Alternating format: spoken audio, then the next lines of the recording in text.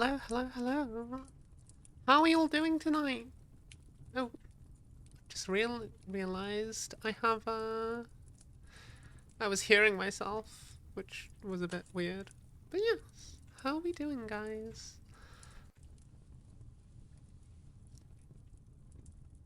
Lots of you are here already. Hi Raz, hi Char. Hi, why am I here, Tiger? Hi Callus. Thank you so much for the 3 months, Reaper. I really appreciate it. Hi again, Callus. Wait, no, there's so many names. Oh, hi Metal. Hi Char. Yeah, I'm good. What? This? It's just a top and a skirt. Like, it's not. It's not. I mean, the skirt does go spinny, which is really nice. Hi, cat. Yeah, here's a me. I know. It's a very nice combo. I like to think I have an excellent sense of fashion. Cat, you cannot have coffee. This is my coffee. Cat.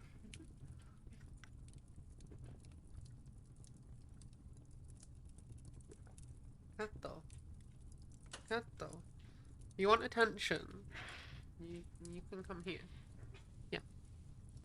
There. Catto cannot has caffeine. They get zoomy enough without it. I can't imagine my cat's on caffeine. Could you imagine? I did. I saw. Yes, I saw Raz. Thank you. I've gotten 2 gifts on Steam. One was Starship Troopers Extermination, which I think might be a very fun community game because it's up to 16 players and it's co-op. Like 16-player co-op, no PvP. And you got me Crying Suns, didn't you? It looks really cool. I've never heard of it.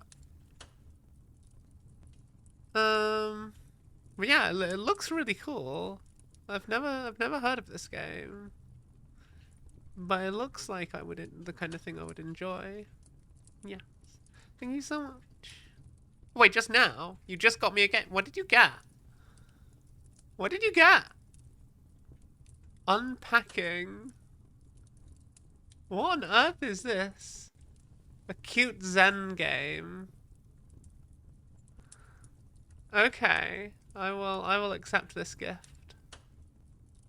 I will accept this gift and install it after the stream. Thank you so much. It does look cute. Yeah. Yeah. You're as fashionable as Rock. You mean The Rock? Dwayne The Rock Johnson? Silver, have you been Dwayne The Rock Johnson the entire time? Crying Suns is a roguelite. Okay, I do enjoy roguelites.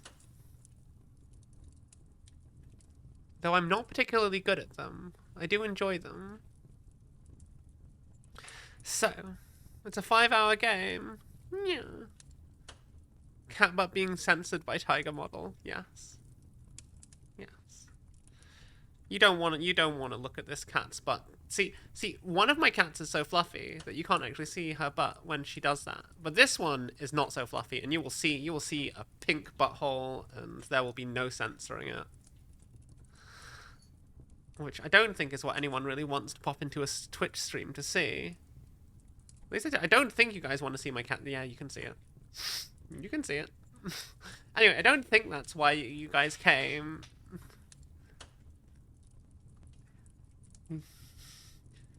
But yes, the story so far.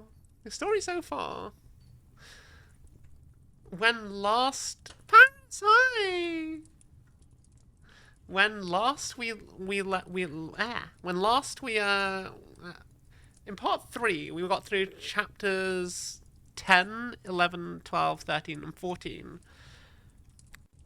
The lion and his people. Hi, Demi. They all they liberated the planet that the lion found himself on. And they went for a walk because the lion had a feeling of sorts. And his lion guard, which are just some volunteer humans who have just, like, popped along to say, we're going to try and protect you, because, you know, you're our boss now. They ended up forest walking, kind of, through that warp realm, and found themselves on a completely different planet. Cat, can you please stop pressing my keyboard with your butt? Thank you. Be here. Be in the booba. Be the envy of everyone in chat. Anyway, as I was saying, so they found themselves on a completely different world. Cat, can you, you want, no, you be on my lap. Enough, cat. You want affection, this is where you go. Anyway.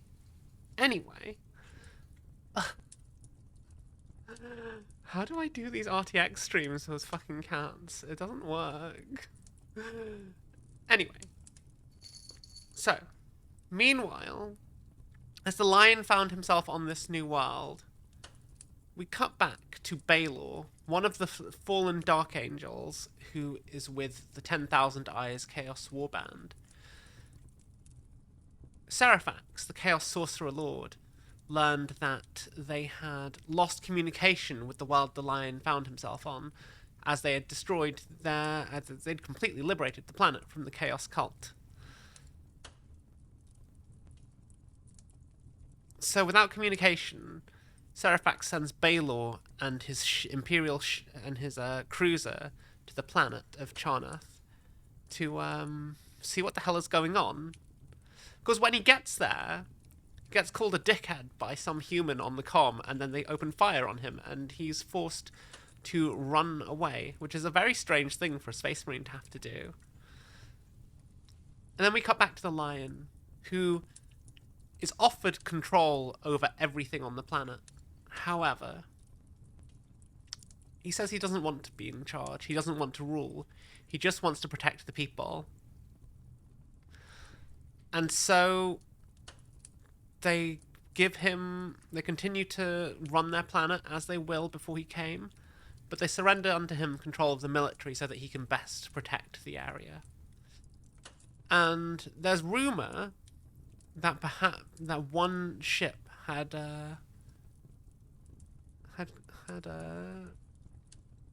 landed, but they couldn't find the survivor. Welcome, Rory. Welcome, Rory Space. Welcome, Rory. Welcome, Rory Spacefish. That's not a strange thing to say. You're just using your eyes, the power of observation. We haven't gotten started with our reading stream tonight. We're just doing the story so far for now. The power of your eyes. They tell you everything you need to see, really. Are you settled now? You're not going to start walking on the book again, or my desk, or annoying me, or trying to sit on the keyboard while I'm in the middle of a stream and potentially crashing everything? Cool. Cool. Yes. Coffee. Your eyes have problems, do they? I don't really know, honestly. People see what they want to see, don't they? Chat horny. Chat's always horny.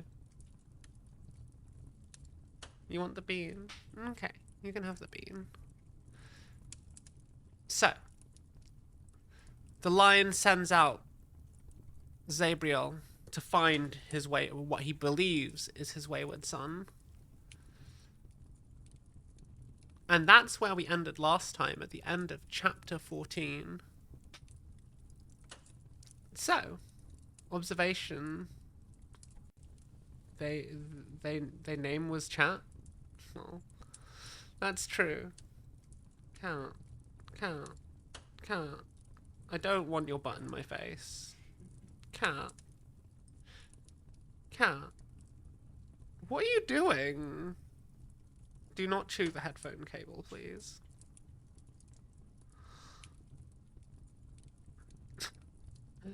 Anyway.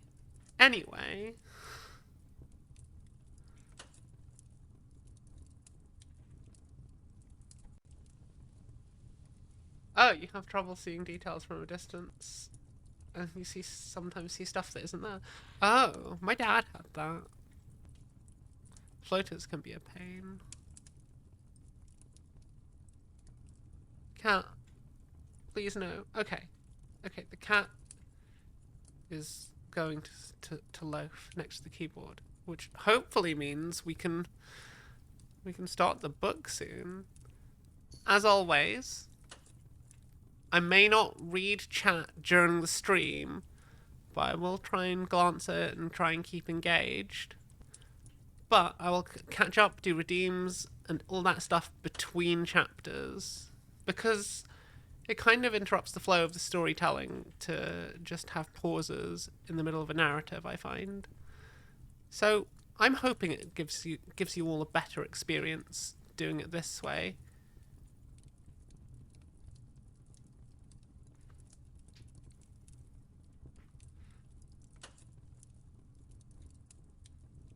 Contract the horny with the bean. Well, I think Demi might be right. Cat wants to cause a catastrophe. No, she's loafing. She's loafing by the keyboard, but like, because I have a 2-tier desk, so in this space here, next to my keyboard, is like a separate tower where my monitors are. So it's like a little cave that the cats, my cats sometimes like to loaf there when I stream. There is also a punk, yes. Oi, I'm here. Okay. Yes, you exist. But when I start reading,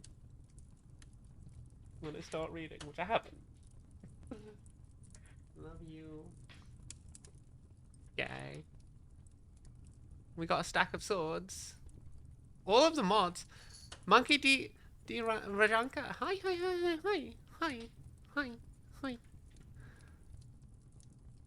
Yes, I thought, it's better to have too many mods than to have, like, too few mods. Before I only had, like, 4 mods. Speaking of punk. Callus. She can't read the stream. Lol. You're just giving Pink a shout out just because she's here. Thank you. I appreciate you.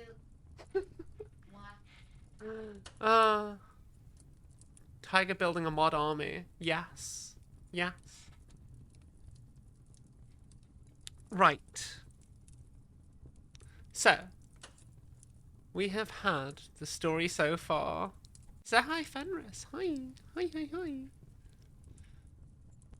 Yes, I would rather have a chat of only mods. No mods exist. We're all just Tiger's alts. Yes, you're all alts. I am actually multi-boxing right now to bot my own streams. You're all fictional characters, clearly. Right. Let's resume the story now. Now that we've had the story so far and some bounce. It's time. The Lion, Son of the Forest, Chapter 15.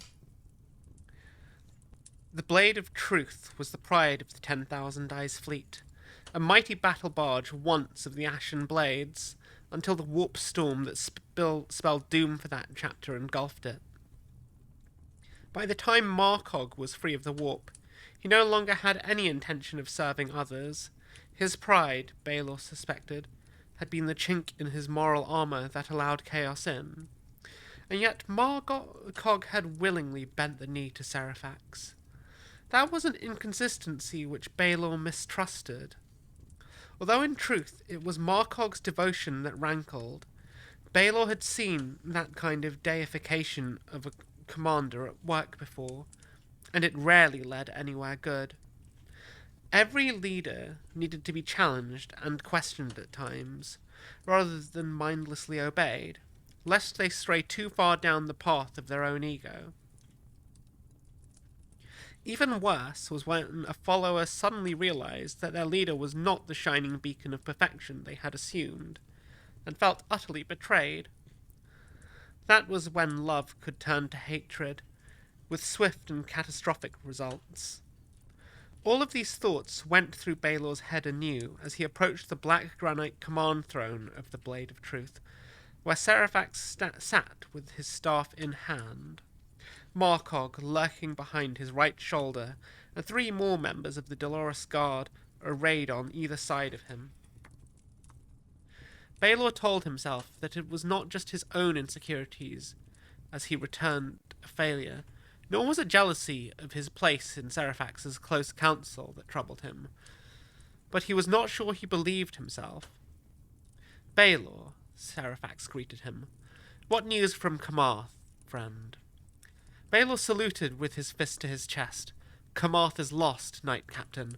Forces loyal to the Imperium rose up and retook it in our absence." The bridge of the Blade of Truth was quiet for a moment as the implications of that statement sank in for those assembled. "And you destroyed them?" hissed Uriens. The Arch-Raptor clicked the talons of his lightning claws together in anticipation. "The Eye of Malevolence lacks the capacity to subdue an entire planet," Baylor told him coldly. Discipline broke down amongst the assembled warriors, who had been withholding judgment and therefore reaction. Howls of rage and bellows of anger rose in the thick, incense-scented air, and Baylor had the sudden impression of having been dropped into a pit of fiends. He flexed his fingers, ready to react if someone tried to gain favor with Seraphax by punishing his failure.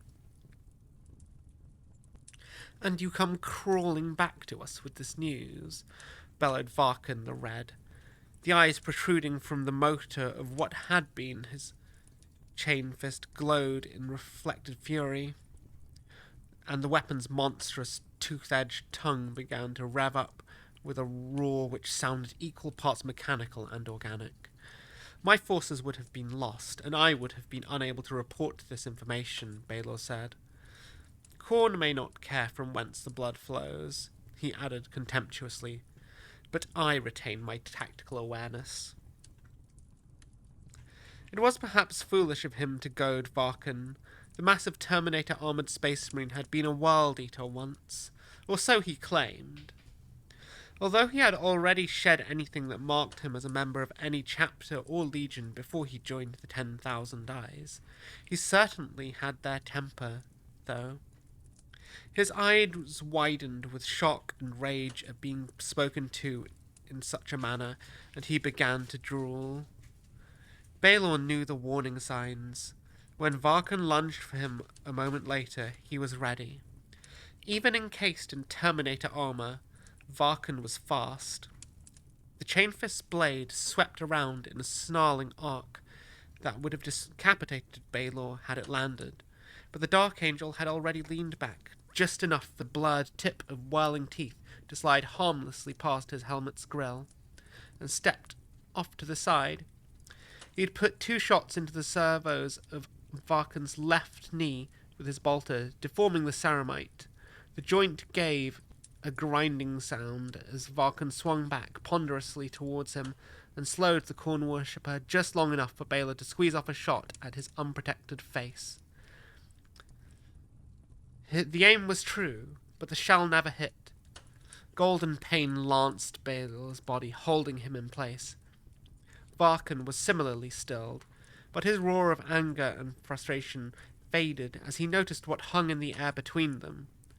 It was the bolt shell from Baylor's gun, aimed square at his forehead, the propellant flame burning furiously and futilely as the invisible force held it stationary.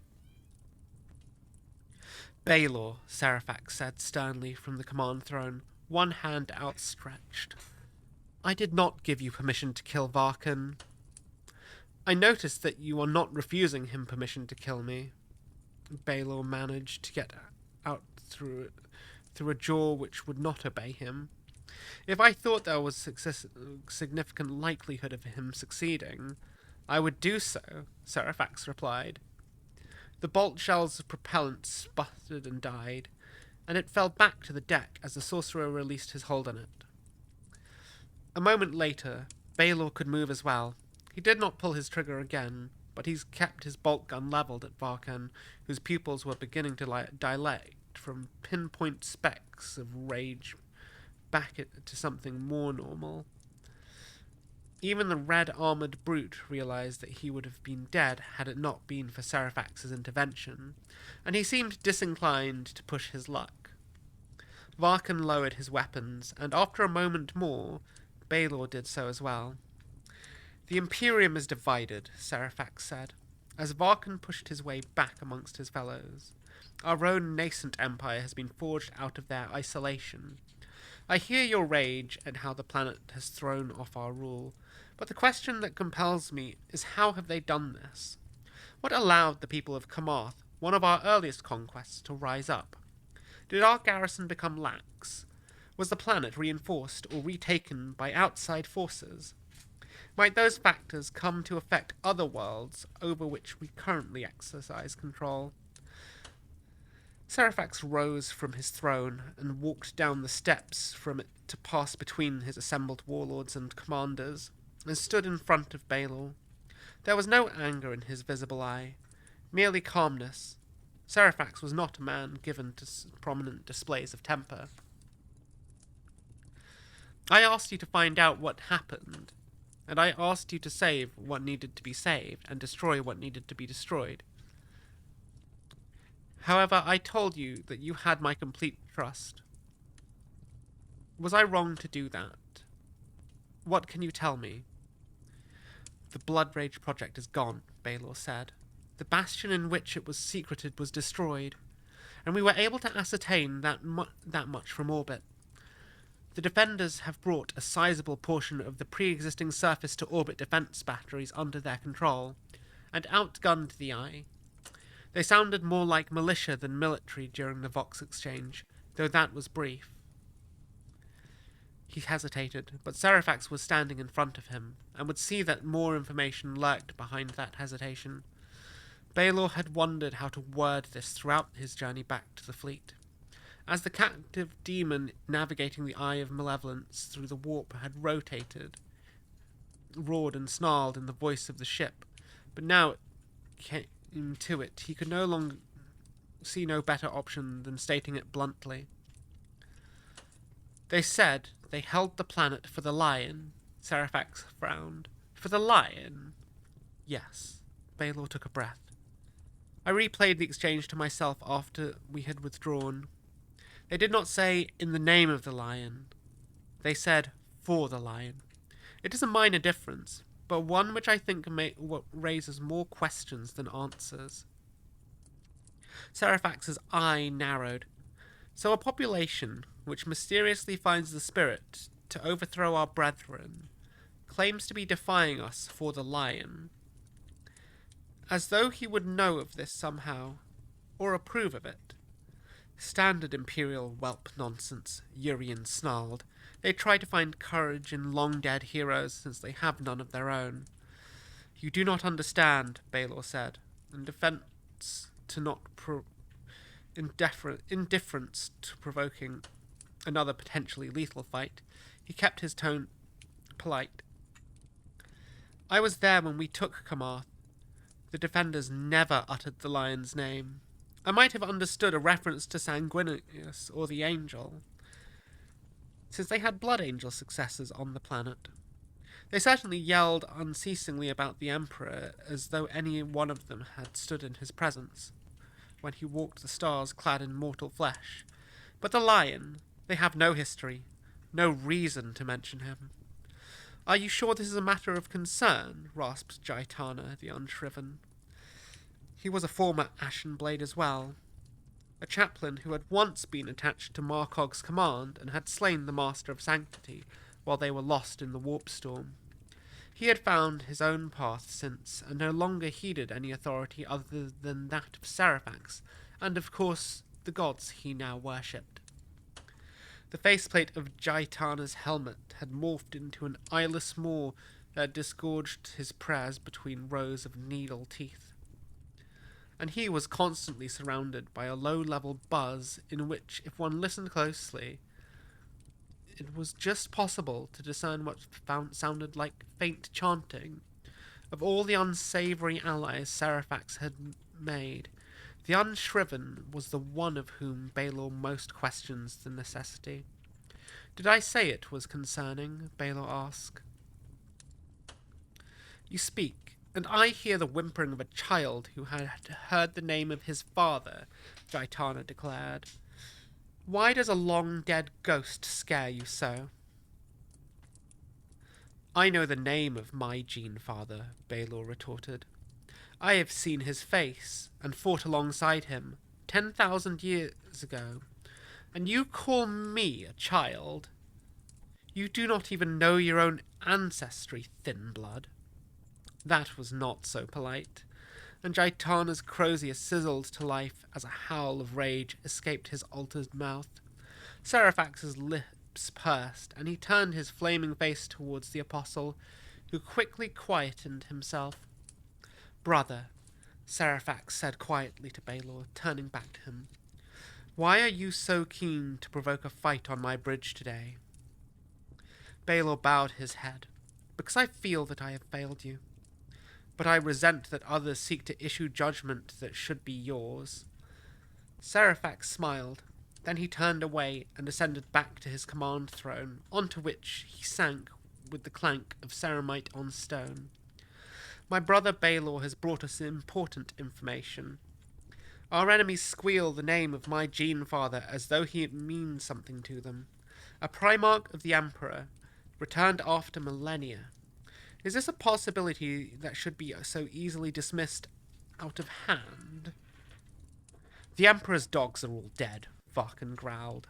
Only the Primarchs who serve the true powers still live.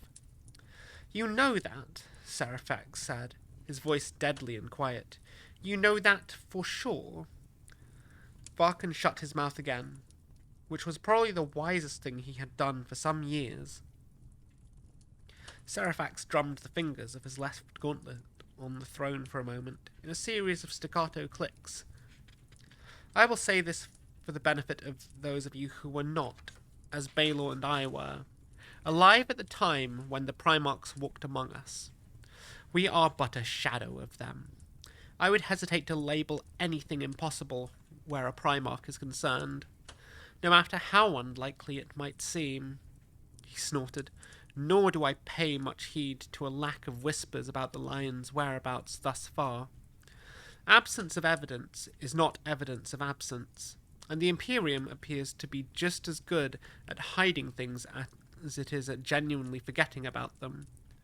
Besides the warp storm that scattered my brothers and I at the breaking of Caliban, did not distribute us evenly over space and time, it is entirely possible that the lion was seized by the same phenomenon, and has only just emerged. Baelor saw the other commanders glance at each other uneasily, and experienced a quick flash of pleasure at their discomfort.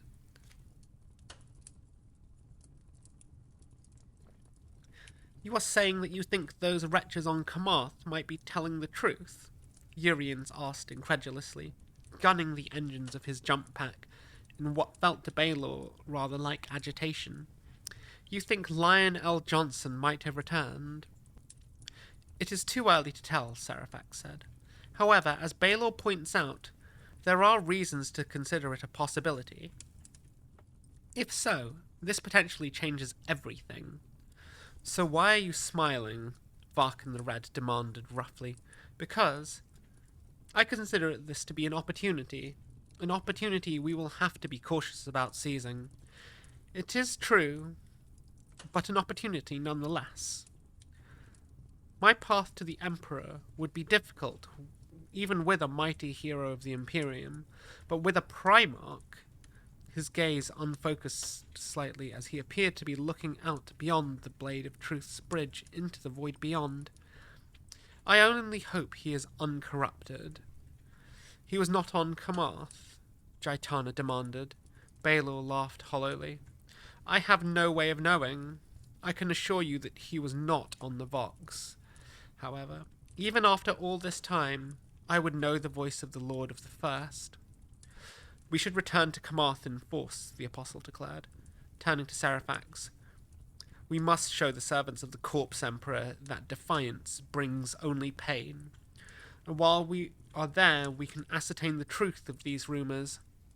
The Immaterium confounds them far more than it does us, and if he was there, but is there no longer, there is only a handful of other systems he could have. Lord Sorcerer! The bleating sound did not come from the throat of a space marine. Baelor turned in surprise as a grey-furred beast-man burst onto the bridge. In a clatter of hooves, 4 horns sprouted from his head, 2 spiralling upwards, and another 2 curving down alongside his muzzle.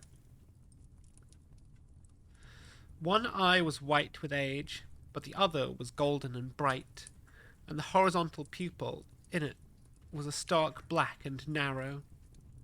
He wore tattered robes which had once belonged to an imperial adept, but it was not his raiment that made his presence noteworthy.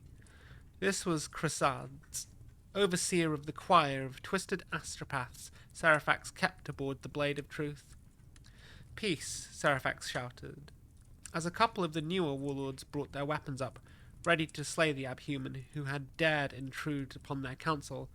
"Cressades, you have something for me?" "The Void Whisperers are speaking, my lord," the beastman said, sinking into an awkward kneeling position. "They say the Imperium is shouting loud, from a world called Avalis." "And what is it shouting?" Seraphax demanded. Cressats looked up, his one working eye wide with an urgency he felt without comprehending. "It says the lion is here."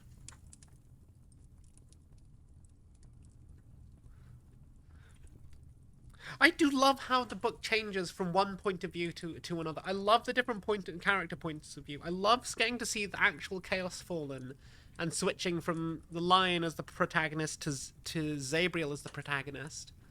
I think the 3 of them, Baelor, the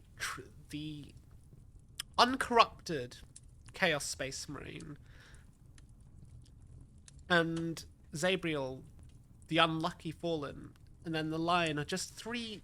They all feel amazing. Oh my god, you can't believe they're still quoting the Bush administration in the 41st millennium. Well, it's interesting to see chaos portrayed with such sympathy. Yeah, Mike Brooks is doing a fantastic job. Like, everything about this book just makes me want to read more of it. Let's catch up with chat.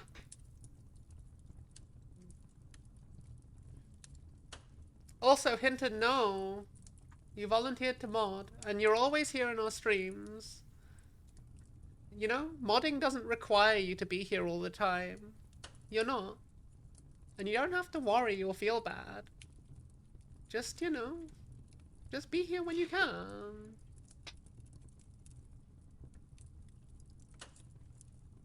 But if you don't want to be a mod, that's okay. But don't say you don't deserve it, because I wouldn't have made you a mod if you didn't deserve it. You've always been here supporting us, ever since the start. So don't ever feel bad. But if you don't want to be a mod anymore, I don't mind. It's okay.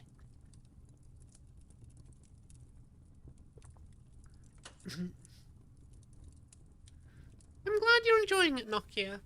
I love this book. I need to find... I think... if I'm only doing one stream a week, it seems like it's taken quite a while. But I think what I'll do... I need to make a reading list for the future.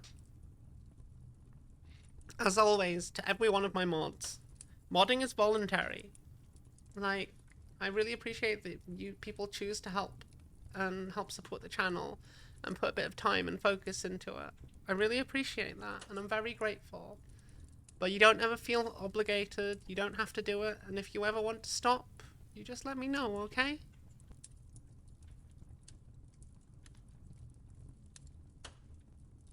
I only pick people I trust. So thank you. Thank you to all my mods.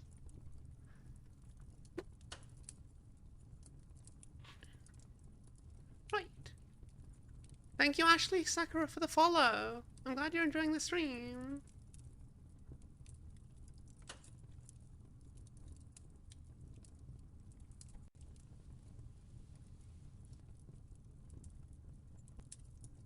Yeah, I feel like you should always ask people. I think modding should always be a voluntary thing. I don't think it's fair to just make people mods without talking with them about it first. It's like, yeah.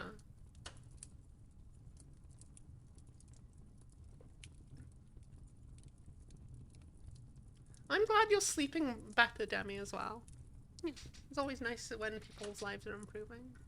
It's always nice to hear about that. Yeah. Right. Shall we continue? Chapter 16. I moved through Xerxes' nighttime streets with all the caution I could, wondering if I had made a mistake. Well, I had undoubtedly made many mistakes over my centuries of life. The current question was whether this was a mistake. The lion's logic made a certain amount of sense, but only a certain amount. Our method of arrival to Avalis, and his own arrival to Kamarth, defied explanation. It was tempting to apply logic to it, and try to explain how it had worked, but how successful would it be to apply logic to something which was already illogical? On the other hand, warp travel was the definition of something illogical, and humanity still tried to quantify that. The lion felt certain that he had been drawn to Avalis through the presence of another of my erstwhile brothers. I had explained to him that even if this were true, there was no guarantee that such a warrior would be any more kindly disposed towards him than I had been, and I had attempted to kill him on sight, but he brushed away my concerns. I have need of my sons, those who can be trusted at least, he said to me. If the war at the breaking was brought about by malice and deception on the part of some, but honest confusion on the part of others, I owe my sons a chance to prove to me on which side of that divide they fell. What this meant in practice was that I was going to be the first one at risk of being shot at. A Primarch could not move about a city without attracting a great deal of attention, besides which the lion was needed to coordinate Avalis's defensive efforts. So finding my theoretical brother was down to me. I was hardly inconspicuous myself, but having shed my ceramite and donned a nondescript hooded brown robe, I could pass for some gene-bulked servitor or labourer. I had used it as a disguise on many different worlds before, so long as I remembered to move slowly and more clumsily than was natural. A space marine is a warrior, and badly suited for subterfuge. But necessity has forced adaptation over the years. The other advantage I had, and which the lion had correctly guessed, was that the fallen were not individuals, nor, I should stress, that we were an organized and coordinated force threaded through the structure of the Imperium, or if we were, I was not part of it.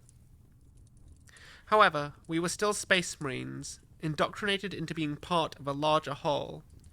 Any of us who had come in contact with another of our fallen brothers.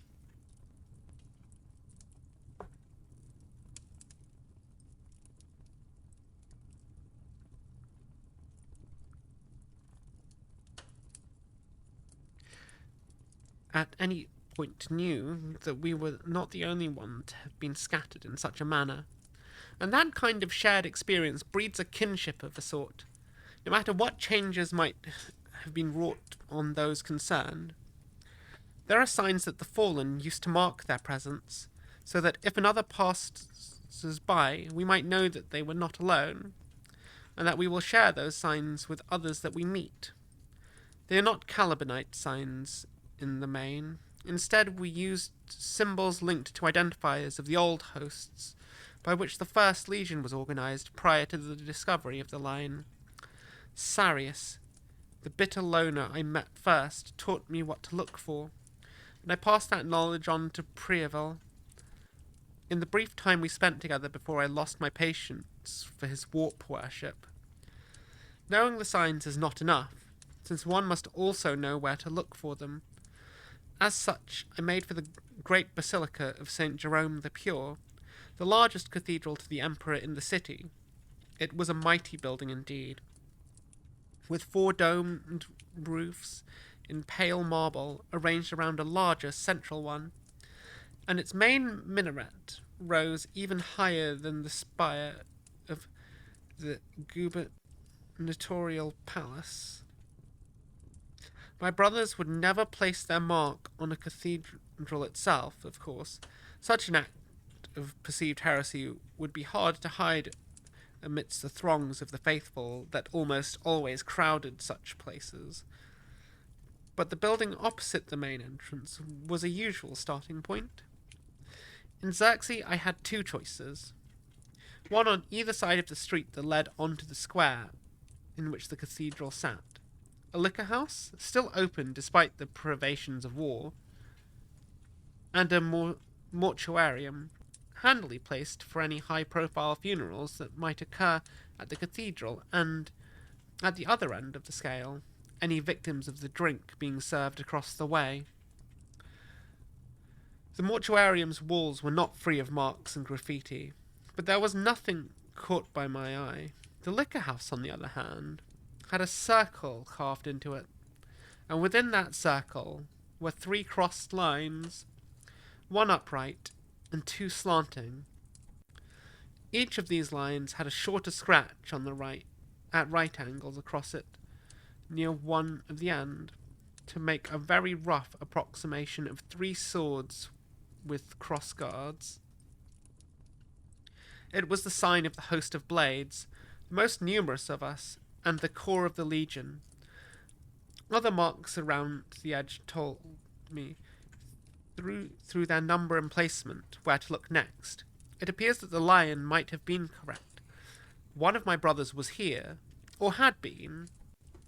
I moved off, skirting around the edge of the crowd of petitioners and penitents who had howled their prayers and begged the emperor for salvation, with all the desperation and fury of the most ardent helot cultist.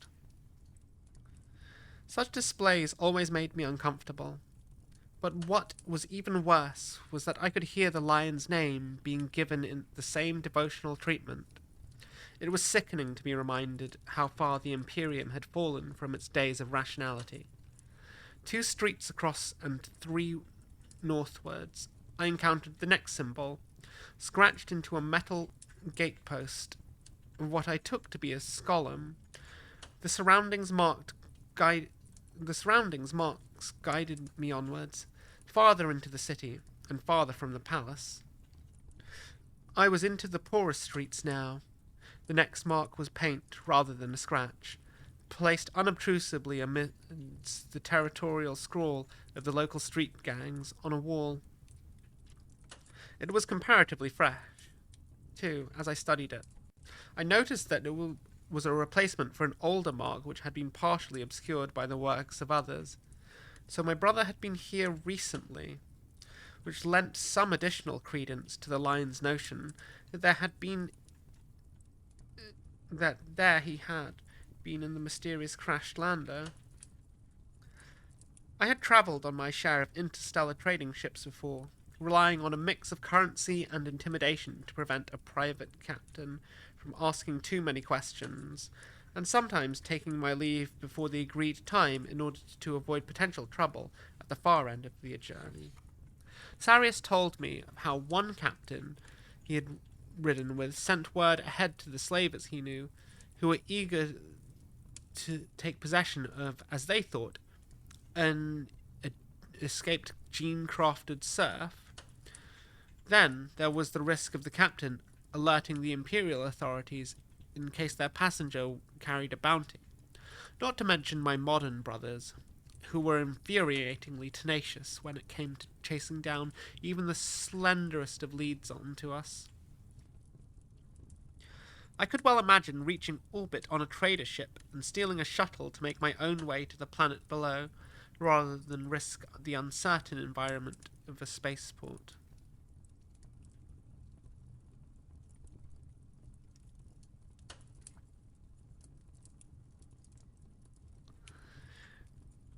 The painted marks guided me deep into the slums, where the streets ran with effluent and the illumination was sparse. This was the territory of the same gang whose marks I had already seen, and I moved with caution. This was not for my own safety. Even without my ceramite, I had little doubt in my ability to deal with the sort of footpads and tufts that might lurk here, but simply because any sort of violent confrontation would draw attention, and attention was something I wished to avoid. No recluse appreciates someone dismembering half a dozen criminals, even in self-defense, and then knocking on their door. The final mark on the door was on a door of cheap plastic, set into the wall of a squat building, made out of what I presumed was local stone. This sigil was different. Instead of crossed swords with a host of blades, this circle was occupied by a thick horizontal line, topped with 5 vertical ones. It was a crude rendering of the mark of the host of crowns, that ancient brotherhood of line breakers and champions. I knocked on the door. It might seem anticlimactic to end my search, but there was no secret code in the rhythm. And nor did I have the ancient password on the tip of my tongue. My basic nature would be immediately obvious to anyone who was familiar with the Legionis Astartes. Once I threw back my hood and abandoned the mannerisms I had adopted, and none other than those present at the breaking of Caliban would have the knowledge required to follow these marks to this location. Unless, of course, I thought as I stared at the door which remained unanswered, my more modern brothers had prized the secret loose from one of my kin. Then they might set up traps to lure us in, seeking to use our own language against us. Move and you die. The whisper came from behind me, pitched low enough that someone without a Space Marine's augmented hearing would have no hope of hearing it. It was a Space Marine's voice. I knew that much instantly. There was a pitch and timbre to it that no mortal could have matched. I have been held at gunpoint more times than most at Astartes, I suspect. For the vast majority of my kin, be they ancient or modern, if a gun is pointed at them, then either they or the person pointing it are about to die. That is how it works on a battlefield. For those of us who have spent considerable time pretending to be someone or something we are not, however, things are different.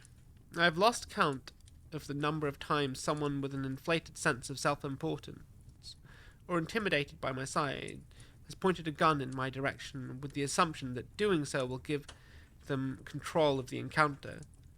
Sometimes I have allowed this fiction, because it has suited me. At other times they have lost the arm holding the gun, or worse. This was different to those occasions. Priavel and I nearly shot each other when we became aware of our proximity at the same time, and our reflexes to draw and fire were only just overtaken by the realization of each other's nature. But now one of my kin had the drop on me. I could tell from the direction of the voice where the speaker was, the upstairs window of the dwelling behind me. My weapons were tucked beneath my robe, and I knew that I would die if I reached for them. I did not doubt for a moment that the weapon was being trained on me. Even a Space Marine would hesitate before threatening a brother who had not until a moment been aware of his presence. Unless he had the ability to make good on the threat. Who speaks? I asked. The fact that I was still alive told me nothing. Another veteran of the breaking would surely try to ascertain my identity before deciding whether or not to kill me, and my little brothers would seek to haul me into one of their interrogator chaplains to torture me into confession, rather than ending my life outright. You are Astartes, then, the voice said, slightly louder this time. Turn around slowly, with your hands at your side, and draw no weapons. I did as I was bid, raising my head slightly as I did so that I could see up from under the cowl of my hood. I could see no figure at the window in the dim light, nor could I see anything of a weapon muzzle as such until I became aware of the darker circle trained on me. The metal surrounding it had been blackened to avoid giving itself away.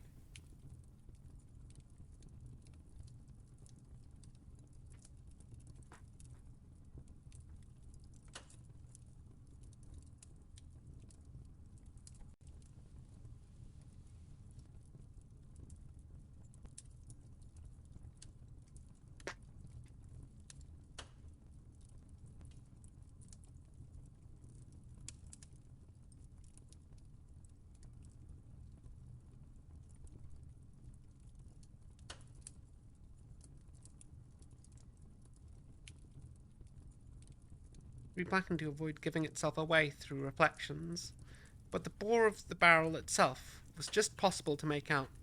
It was a bolt gun, and without my armor, I would die easily. I silently cursed the lion, not for the first time, and I would be very glad indeed if it was not the last. For that, at least, would mean I would be alive to do so. It was time to take what control of the situation I could, which at this point simply meant volunteering information before it was demanded of me.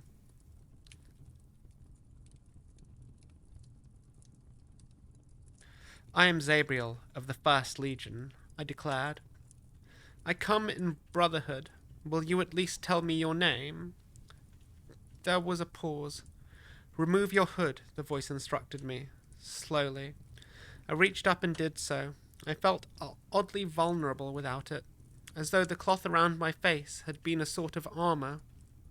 Although in terms of how much I had kept my face hidden over the years, it had certainly been protection of sort. Emperor's blood, the voice said. The guarded hostility was suddenly absent from it. Then I heard a sort of amusement. You got old.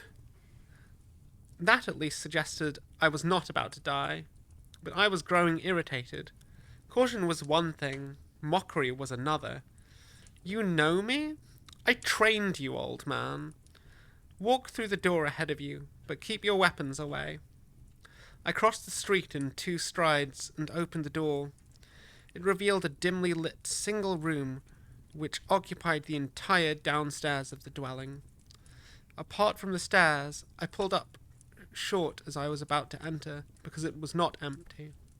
A large figure, dressed not so differently to myself, stood across the room from me in a duelist stance, a dormant power sword in his hand. He was another space marine, without a doubt, but not the one who had been holding me at gunpoint. I could hear that one's steps above as he moved towards the staircase. However, off to my left was yet another warrior, this one in full black ceramite beneath a red surplice, aiming a plasma gun at me. His helmet, the eye lenses glaring red, was taken from the more modern Mark VII armor. I swallowed. For some reason, the incineration of plasma was far less appealing death than the mass reactive bolt rounds, despite the fact that it might well be quicker. I had not exchanged any words with this individual. Come in, and shut the door, the swordsman told me. He had a cold, clipped voice, one in which the vowel sounds of Caliban still sat prominently. Brother, I said in greeting, doing as he bid. We shall see. The footsteps on the stairs heralded the arrival of the third warrior, the one with whom I had been exchanging words. The room was crowded enough with the 3 of us in it. His arrival made it positively claustrophobic. I saw his face, and a shock of recognition ran through me. Afkar? I said I trained you, did I not? The Knight Sergeant Afkar replied with a grin. He had been one of my instructions when I was first raised into the ranks of the First Legion. Egyptian, with long, smooth black hair. That hair was still just as black and lustrous as when I had first seen him, bellowing orders during the defense of Caliban. You have not aged, I said in wonder. It has been a mere 30 years for me, he replied. You must be twice my age now, in real terms. His glance slid sideways, and he sighed. Lahok, will you put that gun away? You'll bring half the street down if you fire it in here. I will not, Lahok replied. His voice was hoarse and breathy, even taking into account the slight distortion from the vox grill of his helmet. We do not know his intentions. His plasma gun was a riser thunderbolt, a design considered ancient by modern standards, but which still looked comparatively new. I suspected it was one of our Legion's original weapons, made when the Imperium's understanding of plasma was superior to its current level of technology. Afkar sighed. Zabriel, meet Lahok, also known as the Red Whisperer. This is Kai. The Calibanite inclined his head towards me in a slight nod. The red whisper did not move. This is Zabriel, whom I trained, Afkar continued. He smiled. It is good to lay eyes upon you again, even if you are somewhat changed from when I last saw you. 400 years in this galaxy will do that, I muttered, and I saw him wince. Alone? Near enough. I met a couple of others, but in each case one or other of us quickly decided we preferred our own company. I fought down the envy I could feel rising up inside me at the notion of having like-minded brothers at my side while attempting to deal with the insanity my life had turned into. I could not afford resentment to creep into my voice. The streets are already abuzz with rumours, Kai said. They claim that Lionel Johnson is here, in Xerx. They are correct, I said simply. He has returned. Each of them tensed. I had expected denial, but it seems they trusted one of their brothers to know his own Primarch when they saw him. And you were with him? Lahuk asked. I was very aware that his finger was still on the trigger of his weapon. I am, I told them. Even though he and the rest of the traitors tried to destroy us all, Afkar said, his voice roughening. I shrugged. I tried to kill him when I first saw him. I failed. He did not kill me in turn. Instead, we spoke about that day. The Lion swears that he remains loyal to the Emperor, and I believe him. He also swears that Caliban fired on his fleet first, and I believe that he believes that. If there was treachery, I fear it came from our commanders, Luther, Astalan, and their cohorts. I told you there was something off about Luther, Kai murmured. Afkar shushed him with a wave of his hand. Was he taken by the warp storm with the rest of us? He asked. He does not know, I said. He has no memory of what's happened between the destruction of Caliban and just before he met me.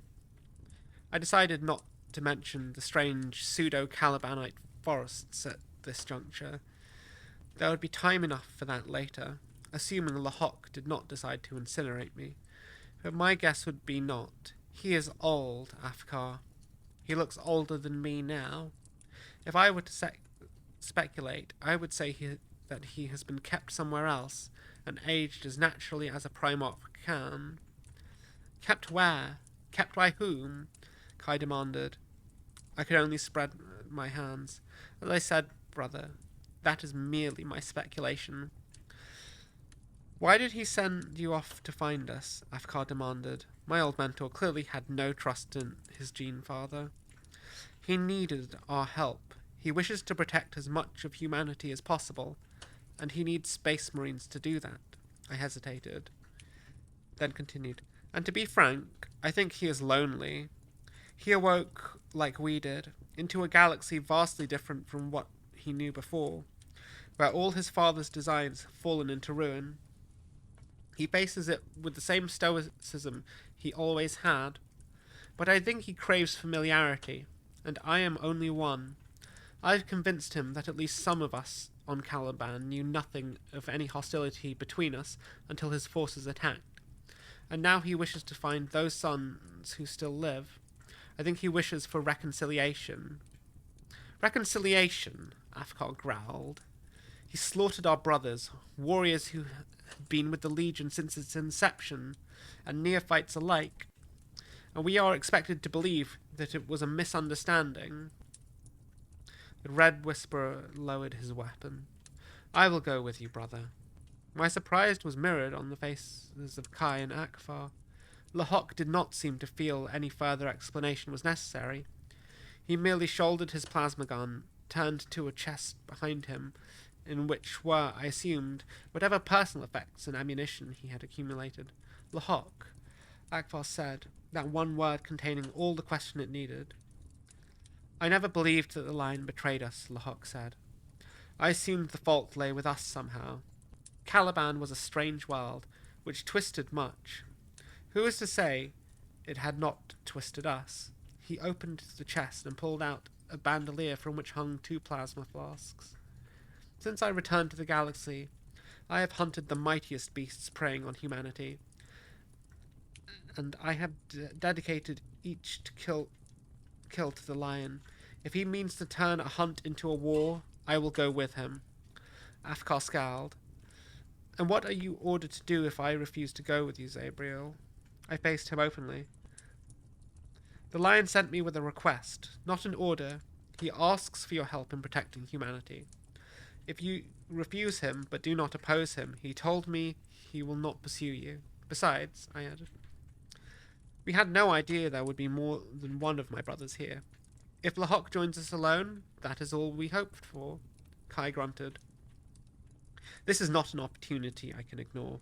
To see my Primarch again with my own eyes, after all this time... He sheathed his sword. I will come with you, Zabriel, although I may not stay.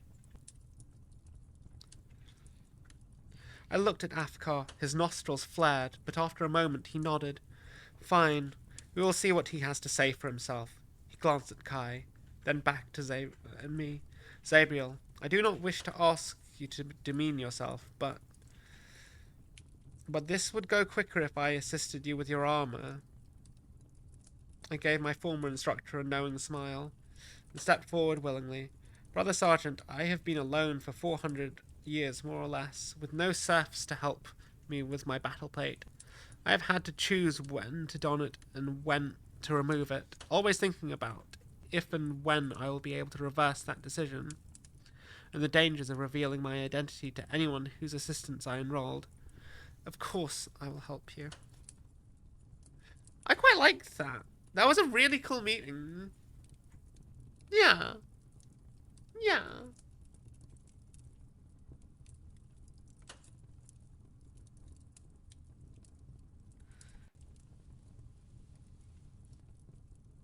I need more coffee. It's been a long day at work. Julians, have you read this book before?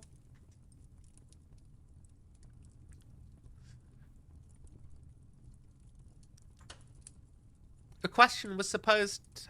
What?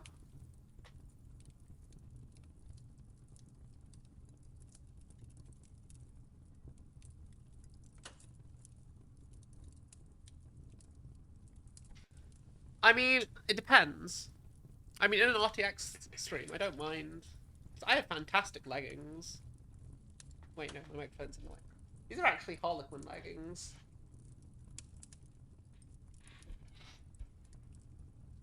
But, you know, I'm not gonna lie. When I've got my model up, when someone redeems show thigh, what I literally do is I click on my model and I move it up and show you the model's thighs.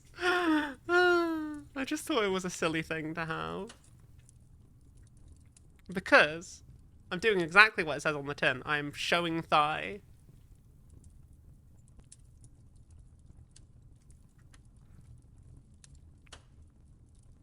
But no, on an RTX stream, yeah. I mean, I used to have sock reveal on the RTX streams because I used to wear thigh highs all the time. I still have all those thigh highs. But, you know, there's only so many pairs of stripy socks I can show off before they get a bit boring, really. Also, I'm at home. It's comfy time. Just leggings will do. I really enjoyed that. I'm very curious to see how the lion is going to interact with these people. Who is Lahok, I wonder? Because he's popped up. If I remember right, he appears in the Cypher Lord of the Fallen book, which I think is set shortly before this, where Cypher goes to Terra. I'm not sure. We'll see. I really want to see what happens if Cypher meets the lion. Because there's all sorts of theories about who Cypher is. Some people think he's Omegon. Some people think he's Corswain. But no one actually knows who he is. And I'm very curious as to what that meeting would be like, you know? I feel like it's going to be a big deal. Shall we continue? Cat, don't attack the ribbon. Don't think even the writers know who Cypher is. Well, I mean, I feel like Corswain and Omegon are the most likely candidates. Though, if he was Omegon, it would kind of explain some of his bullshit powers and how he's able to just get everywhere, wherever he wants. I don't know. We'll see. I'm sure we'll see. It's one of those mysterious without an answer things. Like, they didn't write it with an answer in mind, and then they're just gonna, like, use marketing to decide what the best answer is gonna be when it's time to make something new. I feel like that's how GW rolls these days. But it's not bad. It's certainly working out in their favor. Especially with 10th edition. God, I'm so excited for 10th edition. I don't know if I'm going to get the Leviathan launch box, though. Because I don't play Tyranids, and I already have a big paint queue. But I could get the new Space Marines and split it with pink. And I'm sure I know someone that would like the Tyranids that I could split the other half of the box with. Maybe. Biggest plot twist. The reader was Cypher all along. Lol. Everyone is Cypher. Just like everyone is Alfarius. Cypher is Alfarius confirmed, guys. Cypher could only be Alfarius. Even though Alfarius is dead. But it wasn't Alfarius because that was Omegon. Because Alfarius is Omegon. And Omegon is Alfarius. God, I fucking hate the Alpha Legion. I fucking love the Alpha Legion, but I hate them. If I was going to play a traitor, like one of the traitor legions, it would be Alpha Legion, Word Bearers, Emperor's Children, probably. Probably between those three. Yeah. Anyway, shall we continue? Chapter 17. The lion is woken from sleep by the chime of the vox. He sits up on the floor and reaches for his sword first, then for the communication equipment on his pedestal next to the unused bed. Seems like the perfect opportunity for sleep. He had issued instructions which were in the process of being carried out, and there was no immediate threat. Now he looks at the sky outside the window, still shrouded by night, and wonders if the fact someone is rousing him at this hour means he misjudged. Yes? Your attendant has returned, my lord. The lion snorts in amusement. If you refer to Zabriel, he is not my attendant. He is my son. Is he alone? No, my lord. There are 3 others with him. 3? Lionel Johnson gets to his feet. 3 space marines, armoured in black. Even so, lord. Shall I conduct them to the Twilight Garden? Do so. The lion breaks the connection and reaches for the robe laid out on the bed. A gift from Marshal Haraj, created by her personal tailors within 2 hours of his arrival. The fabric is a beautiful, soft cream, with the winged sword of his legion emblazoned upon the chest in black. He pulls it on, ignoring his armour. He has no need to remind these sons of his that he is a warrior. Indeed, their last image of him might have been clad in the leonine panoply and coming for their brothers with his blade bared. The lion is not incapable of considering the thoughts and feelings of others, but it takes him conscious effort. His reunion with Zabriel was unforeseen and sudden, when he did not know himself, and he thought about how to approach others, and he has thought about how to approach others of his legion ever since. However, this does not mean he can discern the approach that will work. Father, why did you create us so incomplete?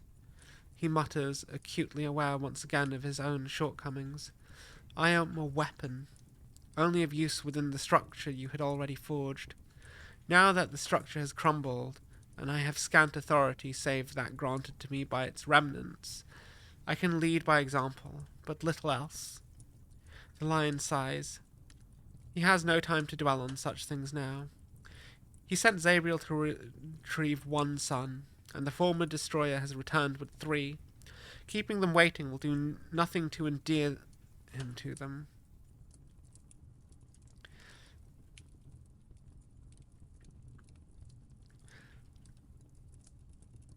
He leaves his chambers and takes the quickest route through the palace. He has already assessed the defensive capabilities of the building and memorized its layout while he was doing so. Most of the guards stationed where corridors meet jerk to alert and salute as he passes. One or two bow their heads and murmur as if in prayer, which the lion chooses to ignore. The Twilight Garden is a large balcony, 3 stories above ground level, aligning towards the setting sun. The lion enters it through double doors made of squares of frosted glass set into ancient wood. He breathes deeply, inhaling the scents of the night air and the garden's plants, but along with those comes the faintest hint of ceramite and the slight tang of ozone from the waste heat vents of power armor, the telltale smells of Space Marine.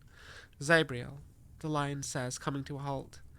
The immediate comparison that springs to his mind is that his sons are skittish, wild animals, whom he does not wish to spook. The likeness is not a flattering one, and he tries to forget it. Zabriel emerges from behind a shrub, bearing flowers the size of a woman's fist. They are closed now, but slight remnants of their perfume still lurk in the air. Lord, I found 3 of my brothers. They have all agreed to see you. The lion takes a deep breath. I am glad. 3 new shapes come into view. The first is tall and walks with a duelist's balance, an impression only heightened by the power sword sheathed at his waist. Its power armor is Mark IV, like Zabriel's, although not as battle-damaged. Behind him comes a warrior carrying a plasma gun, wearing a variant of power armor with which the lion is not familiar, although much of it is hidden beneath a hooded red surplice. Finally, if a Space Marine could be said to skulk, the one with the bolter at the rear was doing so. He wears an ancient suit of Mark III iron armor. Although despite its age, it looks in better condition than the newer versions. I failed my father, the lion says, the words coming unbidden to his lips. I fear I also failed my brothers. I do not wish to fail my son. Your sentiment is somewhat late, the rearmost warrior says caustically. The lion looks over the marks on his armor, placing him. Knight Sergeant Afkar, it is good to see you again. I cannot say the same, Afkar replies. His finger is not far from his bolt gun's trigger. The lion suddenly wonders how wise this meeting was. He is unarmed, and even a Primarch has reason to fear a point-blank blast from a plasma gun. I presume Zabriel has explained that I placed no onus on you to come here, the lion asks. I was deceived by Horus for years, while he pretended to be loyal to the Emperor. I was deceived by my brothers, and I was deceived by the powers they served. When I returned to Caliban, it seems that many of us were deceived again. I witnessed Luthor wield foul sorcery of the kind I had only seen used by the traitors, but now I believe that many of my sons, who were on that planet with him, had been deceived as well, and knew nothing of his fall. I am trying to see past deception to the truth, and leave recrimination aside. It is very convenient that you should come to this conclusion now you have returned to an Imperium in ruins, and seek to rebuild it once more, Afkar says sarcastically. He removes his helmet, and his dark, distrustful eyes look on the lion's own. Where was the benefit of the doubt when you had most of the Legion at your back? I learned to survive on Caliban by acting with certainty. That was the mindset I took with me into the galaxy, the lion says. It evidently was not foolproof. Perhaps burned, as I was by the betrayal and grief, I reacted too swiftly, and with too much choler. However, Caliban fired on its own brothers without warning. If you truly believe the fault was mine alone, then why are you here? Can this truly be our Primarch? The swordsman interjects, waving the hand that does not rest on the pommel of his blade. His height is right, Zabriel, but his visage is much changed. He is less vengeful than I expected. The lion's temper flares at being spoken of in so casual a manner, but he keeps a firm grip on it. Knight Commander Kai, I see your humours are unchanged. Thank you, Kai says, sketching a slight bow. That was not necessarily a compliment. That depends on how accurate one's opinion of me is, Kai draws his power blade. I say you came armed, my Lord Lion. I wonder whether your skills have decayed as much as your face has aged. Do not be a fool, Kai, Zabriel snaps. But Kai simply laughs. If he wishes us to follow him, then I wish to test him in the only way that matters. After all, I was always best with a blade in the Legion, save for our Lord himself. Corswain might have disagreed, the red-robed space marine rasps. Corswain might have given me some trouble, but only on his better days, Kai replies. And besides, he is not here. I wonder if he's Corswain. He activates his blade. There is no further warning, no salute with his weapon or statement of intent. He simply attacks. The lion steps back from the first thrust and draws fealty on pure instinct, the power field crackling into life just in time to deflect Kai's second swing. The former Knight Commander is pressing forward aggressively and with speed, switching between single and double-handed grips from moment to moment, his every movement an attack. However boastful Kai's claims about his preeminence within the Legion may be, they are not entirely without merit, and he is undoubtedly an expert swordsman. The lion has waded through a host of foes with nothing more than his armoured hands and slain members of the traitor legions and their younger kin on Kamarth with a fealty without pause, but none of those possessed Kai's ability. The lion circles to his right, but Kai's footwork is excellent, and his attacks do not relent. The lion slaps the point of his opponent's blade aside just before it grazes his chest. Kai has come close to landing a blow 3 times now, despite his reach disadvantage. And this is because he is leaving himself open. The lion jerks his blade back from the instinctive thrust that would take Kai in the side, and the unnatural movement spoils his balance for a moment. Kai seizes on the opportunity and presses hard, feinting for a strike at the lion's face, and then changing it to a chopping blow which nearly leaves the Primarch's right arm truncated below the elbow, with fealty lying in the grass. Do you want me to kill you? The lion demands. I am attacking you, Kai shouts. Why would you not? The lion makes a grab for Kai with his free hand and nearly loses it. Will you fight me? Kai roars, swinging for the lion's head. Where is the Emperor's foremost warrior? The lion leans backwards to avoid the blow, knocks aside the next thrust that comes for his belly, and lashes out with a kick. His bare foot connects flush on Kai's chest plate and knocks the former Knight Commander backwards through the air for some 10 feet. Kai lands in the grass with a thud, but he is back on his feet within a moment. His sword still in hand. Now, however, the lion is moving into the attack. He does not aim for Kai's body or head, for he suspects that his son will still not be guarding himself. Instead, his next strike is for Kai's weapon. The power blade is knocked to one side. Kai manages to hold onto his sword, but the next blow knocks it from his hand completely, and the lion brings fealty's point up to rest on a finger's breadth from Kai's gorget. Do not test me again, the lion growls. Kai kneels and removes his helmet. The face so revealed is smiling. Forgive me, Lord. Words of reconciliation are easy to utter, but little reveals the spirit like swordplay. You could have killed me, but did not.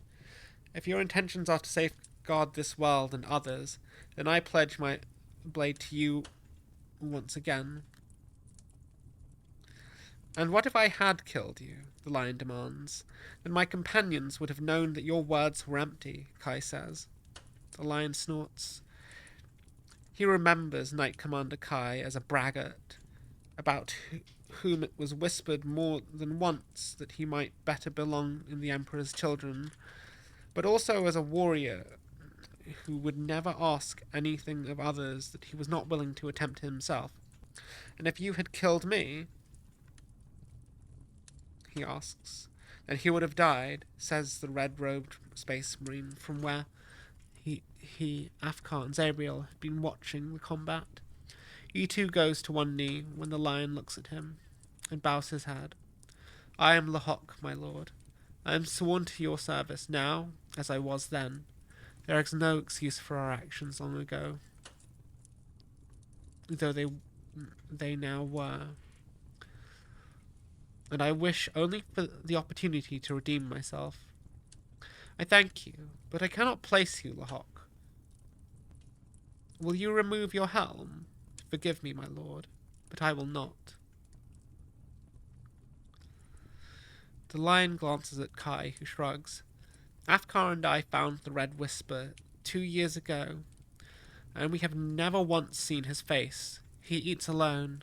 In the building in which I found you, Zabriel asks incredulously. There was barely room for the 3 of you in there as it was. My brothers have been most accommodating about my preferences, Lahok rasps, his head still bowed. The lion deactivates fealty and sheathes it. Kai, Afkar, you have known him for 2 years, and in that time he has given no cause to doubt him. It is hard enough to move around without attracting attention, Afkar says. Lahok's preferences made that even more difficult, to the point that Kai and I needed to take almost all responsibility for sourcing our supplies, interacting with others, and so on. He has undoubtedly made our lives harder, but doubt him? No. He has saved our lives before now. He shot down that great Xenos beast that was about to gut you on Laraf Beta, Kai agreed. Burned its head clean off. It was going to gut us, Kai. I was ready to parry its talons with my blade, Kai said with a sniff, and then disemboweled it in turn. It is just that, as fast as I am, a plasma bolt is faster. And how were you intending to recall your blade from your hand where the beast had knocked it 10 paces away from you? The Red Whisper asks. Still with his head bowed, Kai smiles. Even Afkar does not look as sullen as he did. The lion realizes that this is a dynamic the 3 of them have forged over their time together, Kai making exaggerated boasts that even he does not believe, specifically so that Afkar can puncture his pomposity, while the Hawk interjects here and there.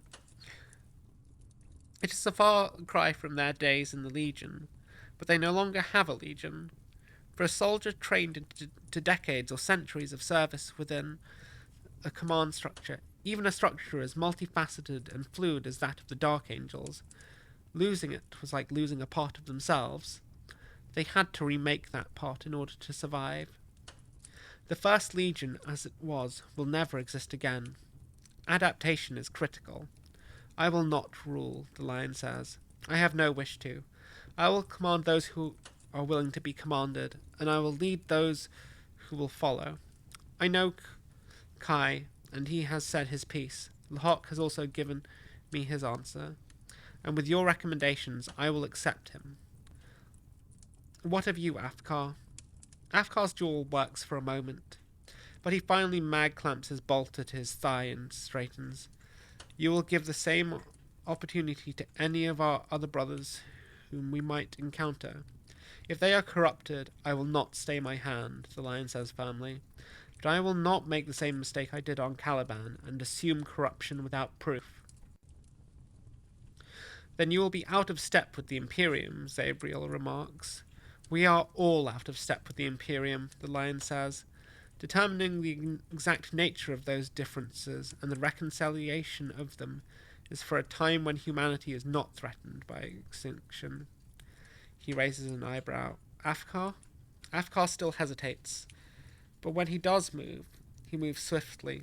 He drops to one knee quicker than either of his brothers, as though finally succumbing to a heavy weight, or perhaps as though long-held tension has finally been released. If you are not who we thought you were, then we were fools. His voice chokes. Fools who fired on their own battle brothers for no reason. Say not for no reason, the lion says. He tries to keep his tone neutral, for condescension would be counterproductive as anger. Say that you were deceived, as was I, that you now have the opportunity to atone for whatever mistakes you feel you made, besides me, instead of from the shadows. Afkar nods. I will not spurn this opportunity. The lion takes a deep breath of the night air, savouring the smell of the plants. They are a welcome reminder of the forest of his home, without any of the threat. Come with me, my sons. We have a campaign to plan.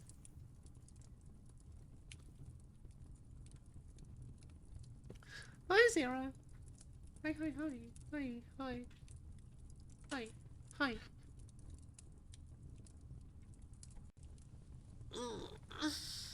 Stretch. Oh, it is late. What time is it?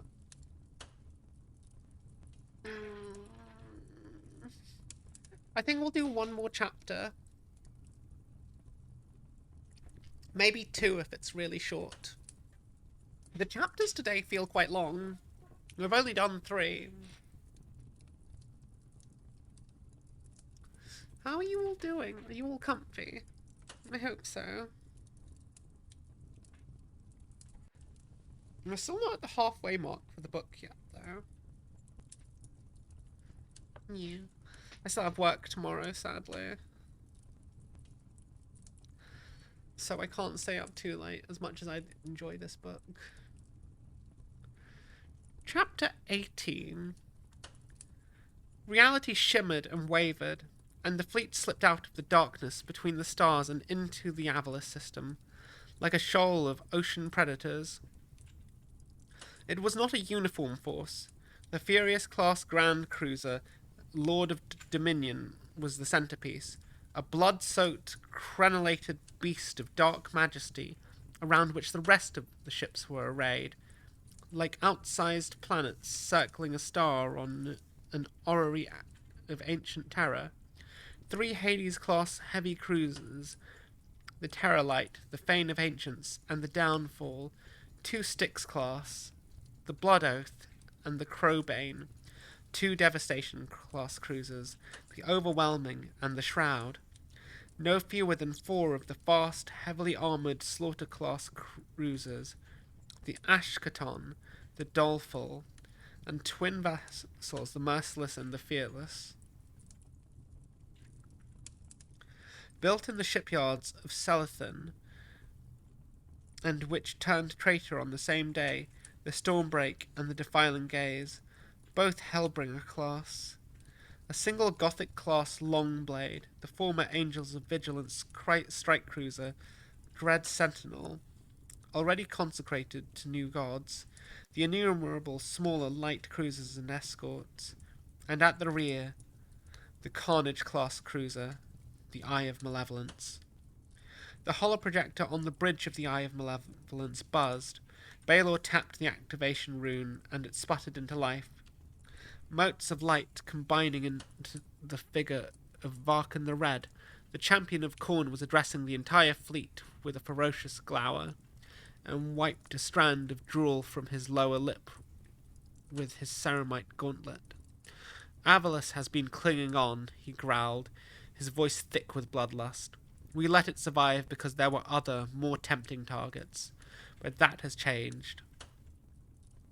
Avalis thinks it can shout in defiance into the warp, without consequence. We are here to show them how wrong they are. Burn hard for the main planet, and destroy anything in your way. One exception only.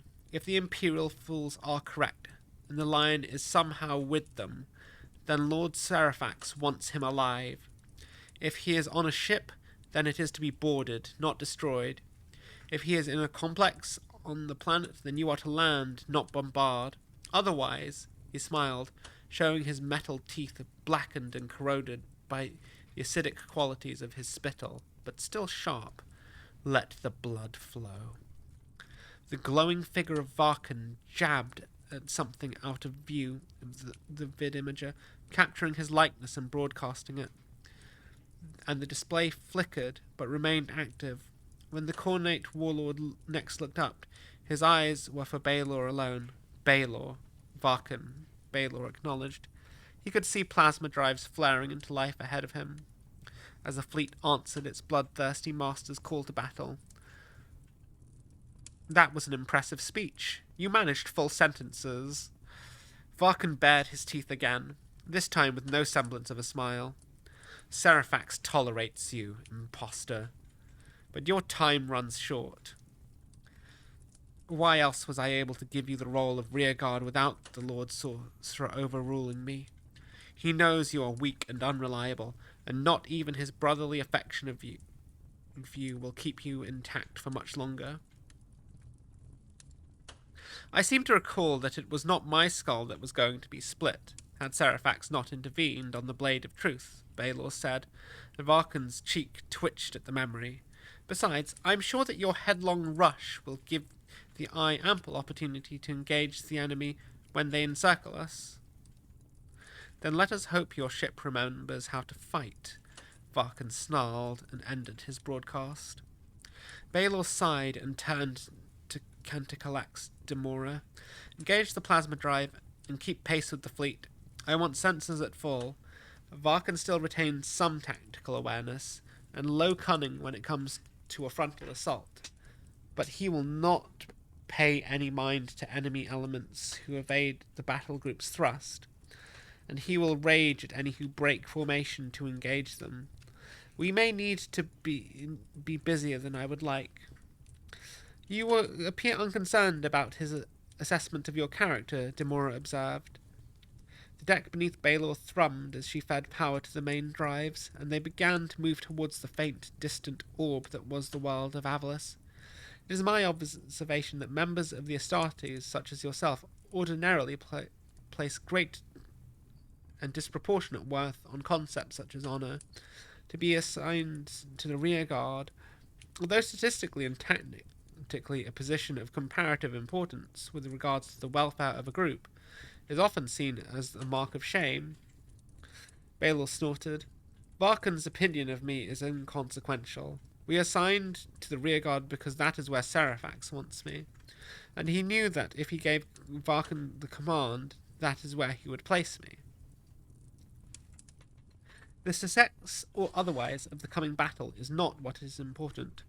The only thing that matters, and my purpose in this company, is verifying whether the lion is truly here. If he is not, then Avalis will fall, and Varkan will glut himself on its blood. And if he is, Baelor took in the spread of the fleet on his auspexes, the sheer might of it. Avalis had been isolated for a long time, holding out against raids and acquitting itself well within its limited and dwindling resources, but the size of Varkan's battle group would surely be enough to overwhelm what remained. Unless, if he is here, Baelor said, feeling his gut twist as he gave voice to the possibility, then things are about to get very interesting. That chapter was too short. We're going to do another. Yes. I'm going to have a sip first.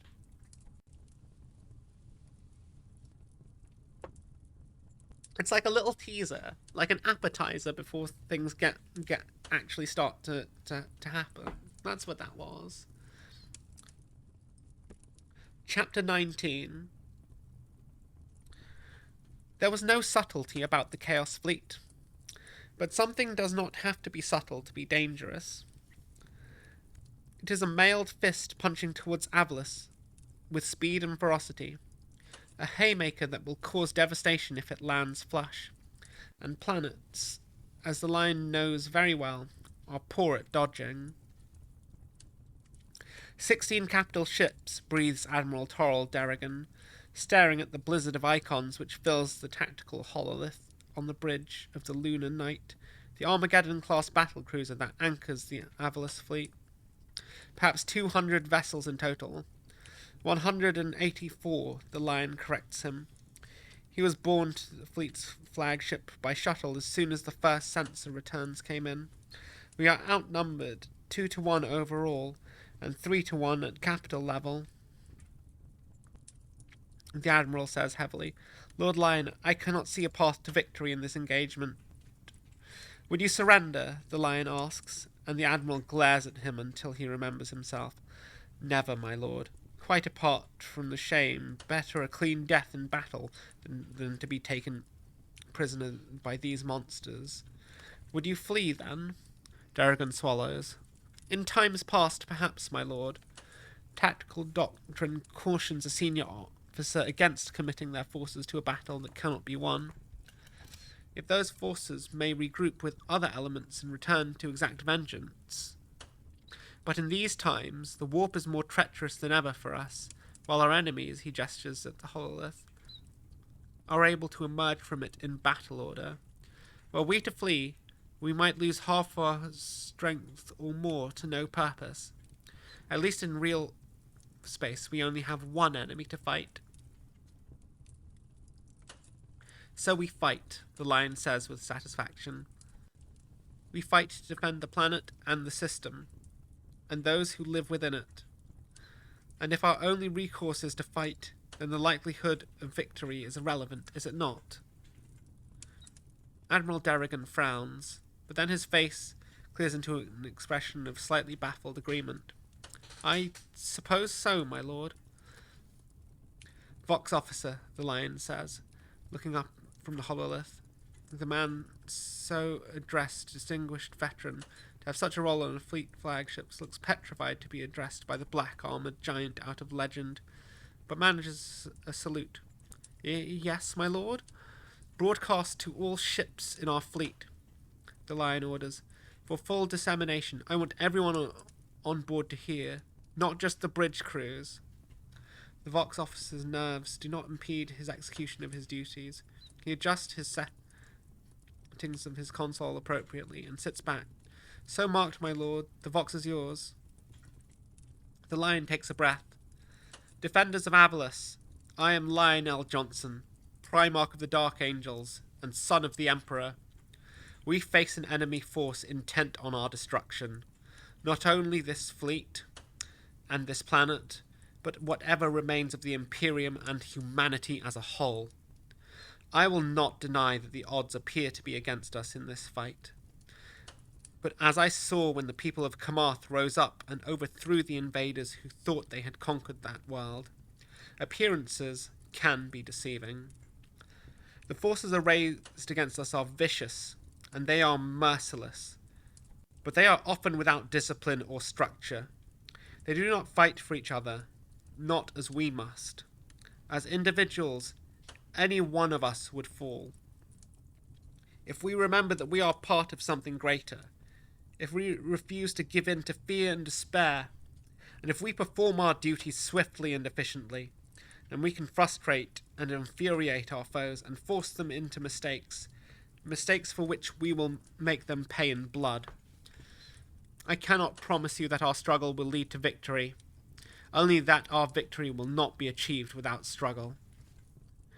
The Lion looks up and out of the main viewing gallery of the lunar night towards where he knows the Chaos Fleet to be. It is still only a star-speckled darkness to his eye, with nothing to betray the force bearing down on them. But I did not return after 10,000 years to fail in the task I have set myself. I want each and every one of you, from captain to bondsperson, to know that I will give my life in defense of your world, if that is what it takes. However, I do not believe that my father guided me to you simply in order to die. So crew your stations, ready the weapons, and prepare to strike down those traitors and heretics for Avalis, for the Imperium, and for the Emperor himself.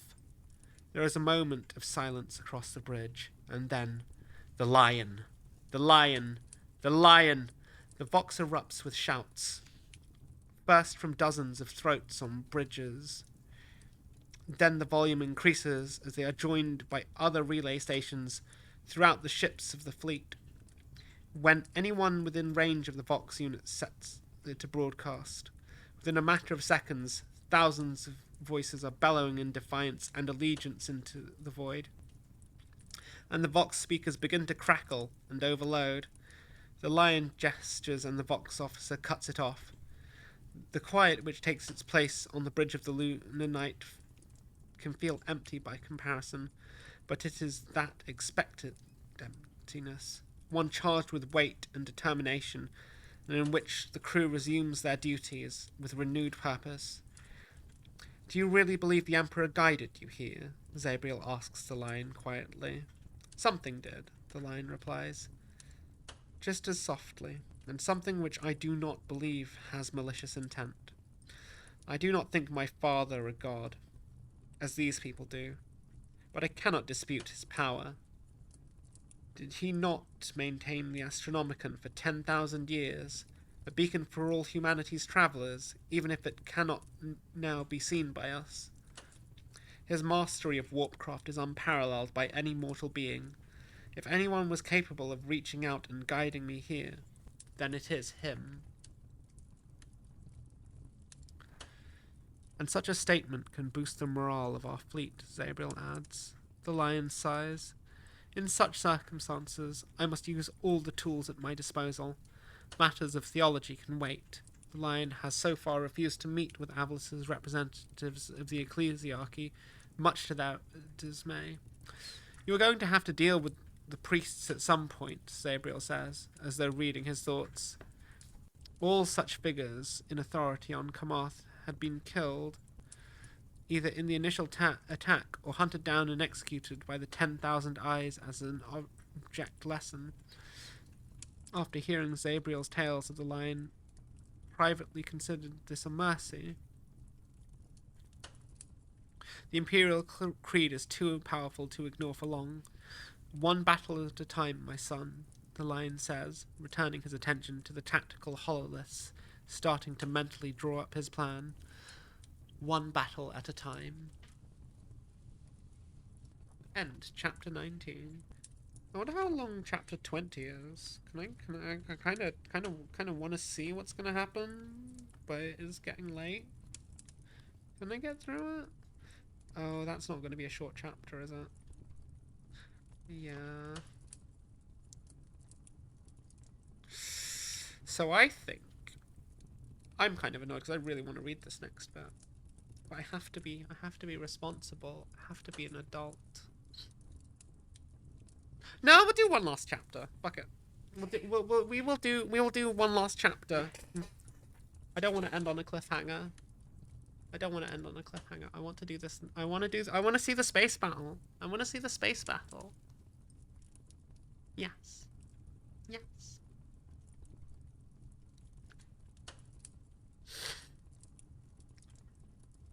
The Chaos Fleet did not slow. Chapter 20. The Chaos Fleet did not slow, alter course, or display any sign of strategy other than brutal directness.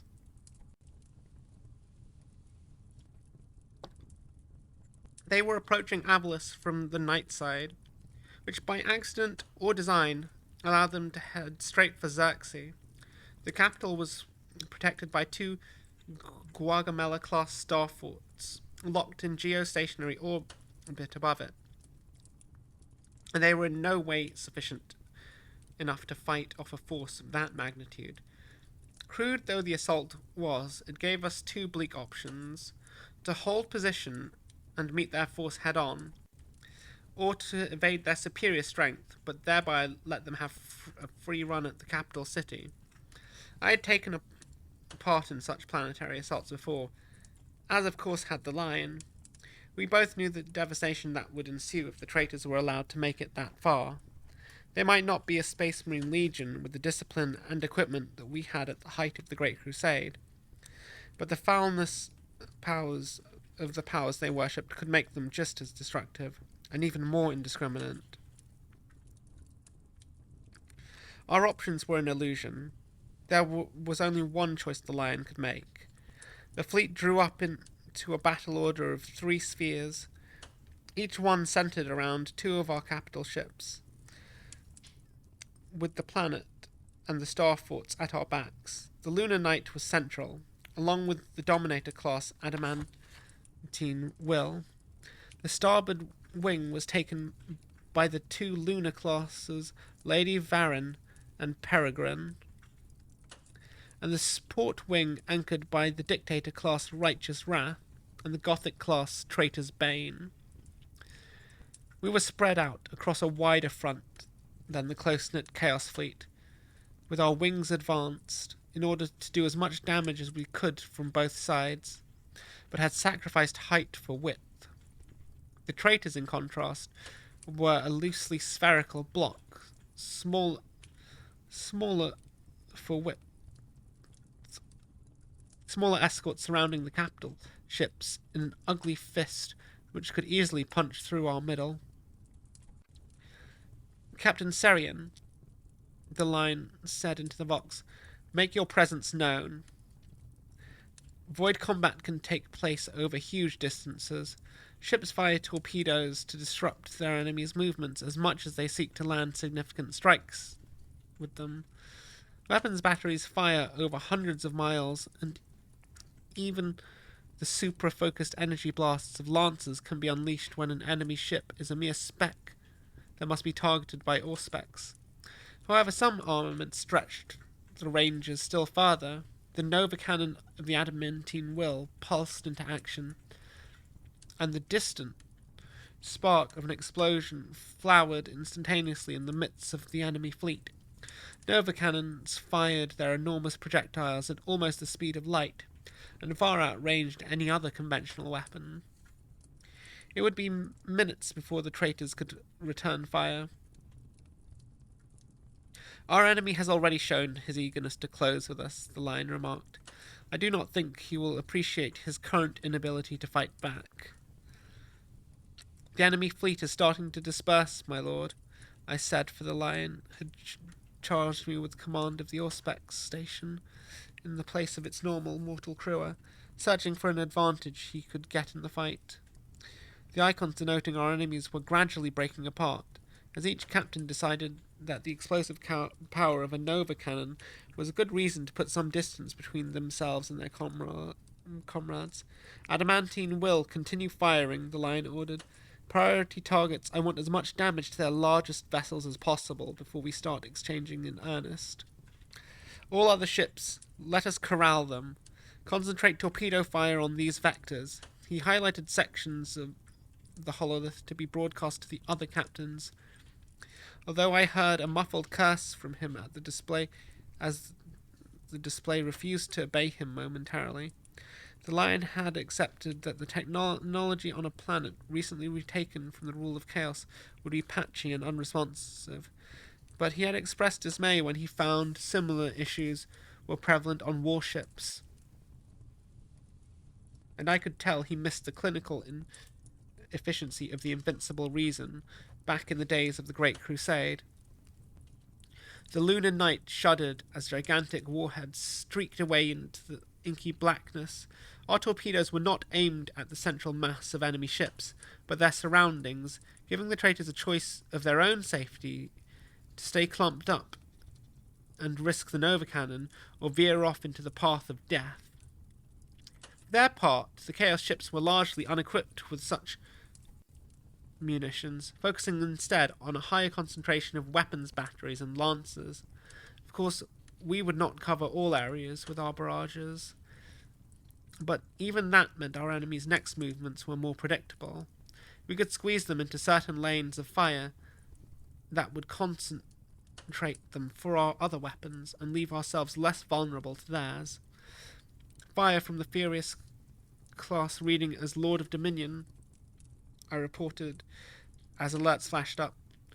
We are surely still too distant, Admiral Derrigan said, although I could hear the uncertainty in his voice. However, this was not the fear of a weak-willed man, but the understandable alarm of a warrior who knew well that the forces of the ruler's powers could produce horrendous surprises. They appear to be firing at their own ships, I said, our senses picking up the telltale flares of the Debrian showers. It was tempting to find such infighting reassuring, but much like the Admiral, I distrusted everything about the enemy.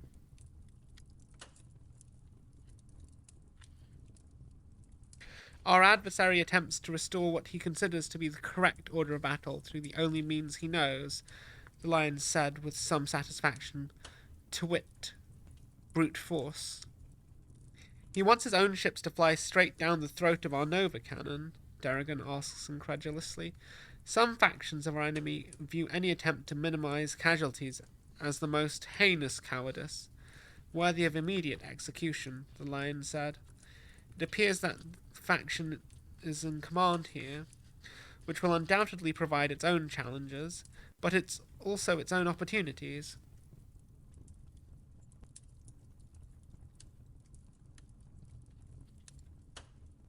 The adamantine will fired again, and although the shot did not strike the Lord of Dominion, a pair of its escorts flared and died in the resulting massive explosion. The next ship impacted on a vessel I identified as the Fane of Ancients.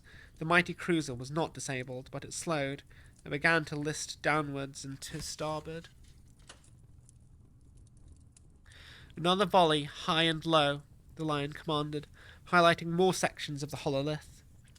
The fleet had limited supplies of all ammunition, including torpedoes, but conserving it would be pointless if there was nothing left to fire it. Every captain of the Avalis fleet believed that the Lion was best equipped to ensure the system's survival, and so they did as they were bid. Enemy launching fighters, I said, then frowned at the display. Or possibly not. Give me a visual, the Lion ordered, and the hololith flickered as the tactical display was replaced by grainy images captured by the Lunar Knight's pictors at extreme range. I peered closely at it. Although I was no expert in void warfare, there were swarms of dots pouring out of the shadowy smudges in starship hulls that signified launch bays, which looked normal enough, however. There, I said, pointing out a cluster of shapes that looked to be dropping from the ship's keel, although of course such concepts as up and down were arbitrary until we were in the gravity well of a planet. Where are they coming from? Can we magnify further? The Lion asks. Sensor Ensign managed to coax a slightly higher resolution from the ancient machinery, and the pict feed enlarged again, just sufficient to get an idea of the outline of the things I had seen. There was a suggestion of fanged maws on protruding necks, sharp talons and jagged wings that glinted brassily in the dim light reflected off distant stars from nearby running lights. Beast's blood, the Lion breathed, falling back from an invective of ancient Caliban. What manner of monstrosities are they? Demon engines, riding through the void of the ship's underbellies, I answered him. I believe the Imperium designates them as Helldrakes? Is there nothing in this millennium which is not worse than the one I left? The Lion muttered.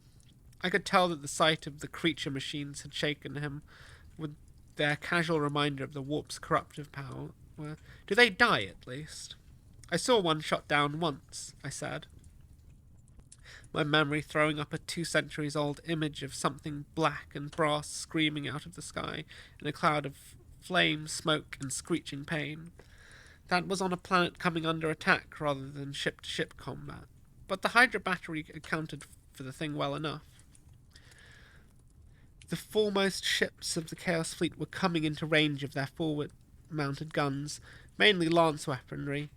Now the advantage had shifted to them. For other than our torpedoes, we had little that could match them at this distance. The adamantine will fired again, and the cruiser identified on the hololith as the Blood Oath flared and died. A lucky shot, perhaps, or the result of poor maintenance of shields, or the superstructure in general, characteristic of heretic forces. The Lunar Knight added its prow lancers to the fray, coupled with our escorts and lighter cruisers, which had surged forwards to meet the enemy's outriders, and so close the range. But this was where the defenders of Avalis were going to be outmatched. Our void shields began to shimmer with unhealthy rainbow colours as some of the incoming rain of fire splashed onto us. All ahead full, the Lion ordered over the Vox. and the idling plasma drives of the defensive fleet roared into life. It was simple in one respect. If the enemy outranges you, close distance to engage, the Chaos Fleet had done the same when we were peppering them with shots from the adamantine Will's Nova Cannon and our torpedo salvos. We would minimize the time for which we were at a disadvantage by closing in, but unlike the traders who were flying according to little ascertainable strategy, the Lion was coordinating our defense. A navigation plan appeared on the bridge of every capital ship and escort aside from the adamantine Will, plunging into the gaps in what passed for our enemy's formation. It was aggressive and direct and unpredictable. Faced with a larger force intent on closing with us, most of our capital ships should have presented their flanks to the enemy and prepared broadsides. We would have suffered more hits thanks to our side-on profile. With the enemy close,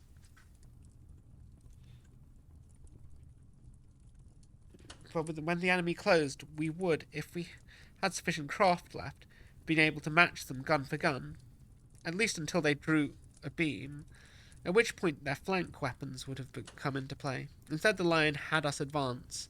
I must admit, I switched my glances between the Auspex and the viewing ports frequently, expecting at any moment to see the flare of our void shields failing, followed immediately by the rapidly expanding shape of a warhead or the instantaneous brightness of a lance beam which would spell my death.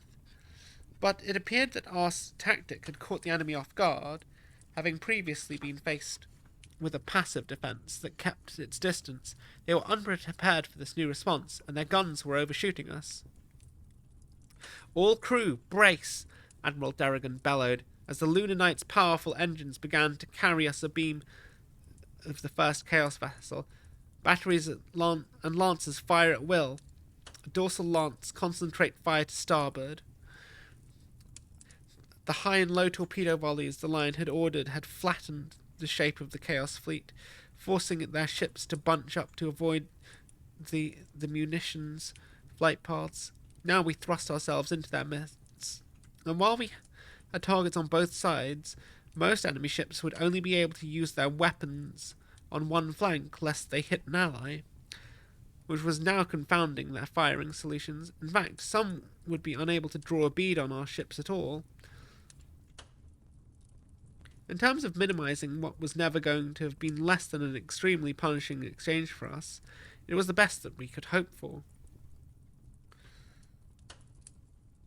Righteous Wrath reports Starhawk bombers are away, the Vox officer called. Those tiny attack craft punched in above their weight when delivering payloads to capital ships, and would menace any enemy cruiser unable to defend itself properly. Now, however, we were coming into the angle to fire upon our enemies, which meant, of course, that they could fire upon us in return. The Lunar Knight shuddered and swallowed as it opened fire.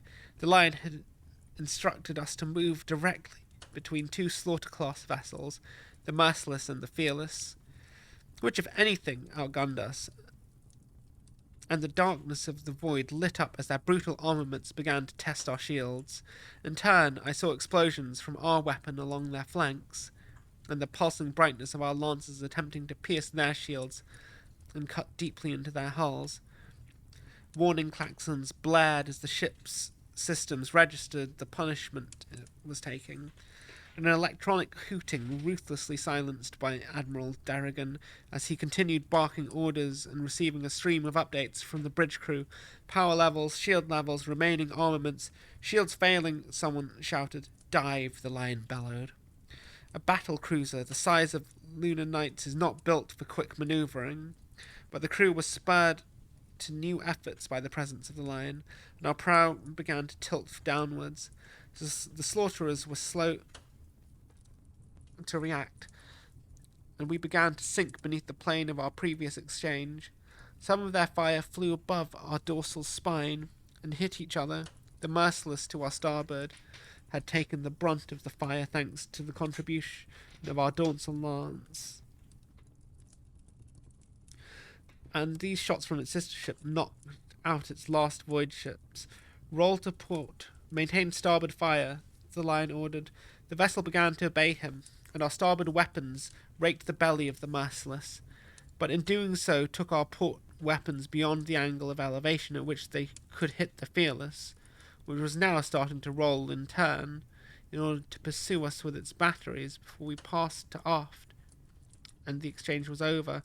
I held my breath, waiting to see if the Lion's gambit had worked. A trio of Dauntless-class light cruisers swept in to take advantage of the now unshielded Merciless and cut it to pieces with their disproportionately powerful forward lance armaments. Although the Merciless took one of them with it, however, that was not the true gamble. The gamble that came up when, just as its guns had began to clip us once more, the Fearless was torn apart in an eruption of sheared metal and oxygen fire. "There he is," the Lion said, a predator's smile upon his face. Beyond the wreckage of the Slaughterer-class cruiser was the hulking shape of the Lord of Dominion, its port weapons blazing, its captains caught up in bloodlust and infuriated by the fact that his own ships on either side were preventing him from engaging any of ours, thanks to the Lion's carefully planned attack routes, had taken matters into his own hands and simply eliminated what his violence-obsessed brain viewed to be a problem.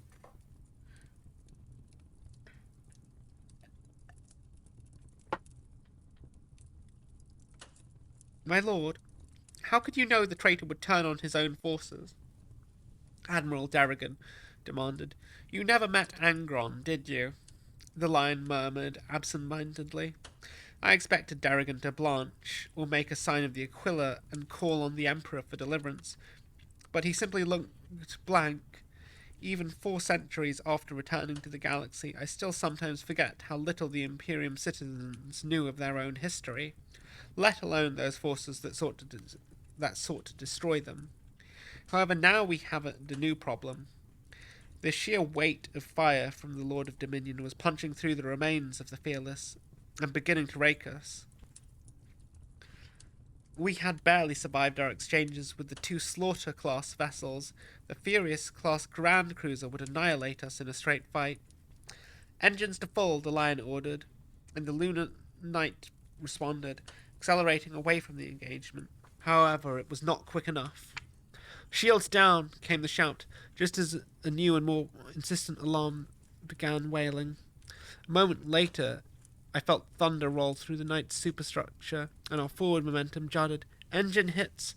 Hull breaches in sections Delta and Epsilon. Decks 3 and 4. The Lion said nothing, but simply watched the sputtering hololith. After another moment, the icon of the Lunar Knight passed out of the cone of the Lord of Dominion's projected firing arcs. We had escaped that fate, for the moment at least. But we were passing through the rear of the Chaos Fleet.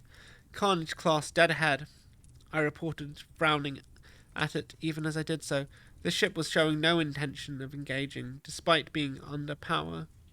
It was almost as though it was simply observing the battle. "Torpedoes," Admiral Darrigan responded. "Clear the way." The rest of our task force was emerging along with us, or at least what remained of it. We'd lost the Peregrine and the Righteous Wrath, leaving no refuge for the latter's squadrons of fighters and bombers, currently dueling with traitor craft of similar size, design, and function.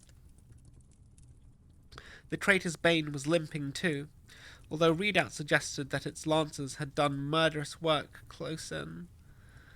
We had lost perhaps half our light cruisers and escorts, and we had punched above our weight. Nearly half of the Chaos Fleet was on fire too, or cut apart, or floating without any power or weaponry. Come about and target that Carnage class as we do so.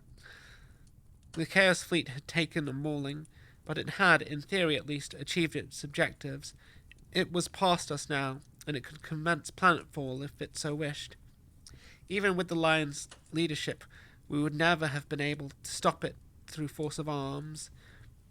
The adamantine will still gamely firing away at point-blank range with its Nova cannon, destroying a pair of Idolator-class raiders. Even as it was savaged from both sides by larger warships, was the only ship left between the traitors and the planet. The twin star forts opened up with their lance batteries as the first heretic vessels came into range, but even with the greatly reduced Chaos fleet would be able to bring them down. However, the Chaos fleet did not press on, or at least not all of it did. The two Hellbringers were advancing into range to duel the star forts, but most of their companions did not support them. Instead, led by the Lord of Dominion, they began to turn. The Lion nodded. He cannot ignore our bloodying of his nose. Only our total destruction will satisfy him now. He will seek to kill every ship, and in doing so will allow the star forts to engage his landers piecemeal. Sure enough, the Hellbringers had the vessels and landing craft to rain havoc on the planet once established in orbit, but they seemed only to have just realized they were going to be taking Gorgamelas the Gorgamelas on more or less alone. That was a fight that they could not win, and I saw the Chaos Fleet's best methods of effecting a quick landing start to come apart under the relentless fire from the star forts. Prepare remaining torpedoes, the Lion orders all ships. Form up on the Lunar Knight and... A glyph flashed up an alert on the Auspex, and I drew my bolt pistols even as I shouted the warning. Teleport flare from the Lord of Dominion. We were at extreme range for an effective teleporting, at least as I understood it, which admittedly was not well. However, that did not necessarily mean anything. The forces of chaos were often adept at using the warp in ways the Imperium could not predict. And besides, given the bloodthirsty nature we had already seen demonstrated by their commander, it was not out of the question that they might try such a tactic, even if there was a low chance of success. Emergency flare location, the Lion snapped, drawing fealty from his scabbard and activating it with one hand, and locking his helm into place with the other. But the air in the main crew well of the Lunar Knight's bridge was already shimmering, the telltale distortion. I aimed my pistols and activated my vox to speak 2 words. Bridge, now. Then the shimmering resolved into dark shapes, and between one breath and the next, the distortion cleared entirely to be replaced with 6 huge warriors in armor of blood red and brass. Terminators.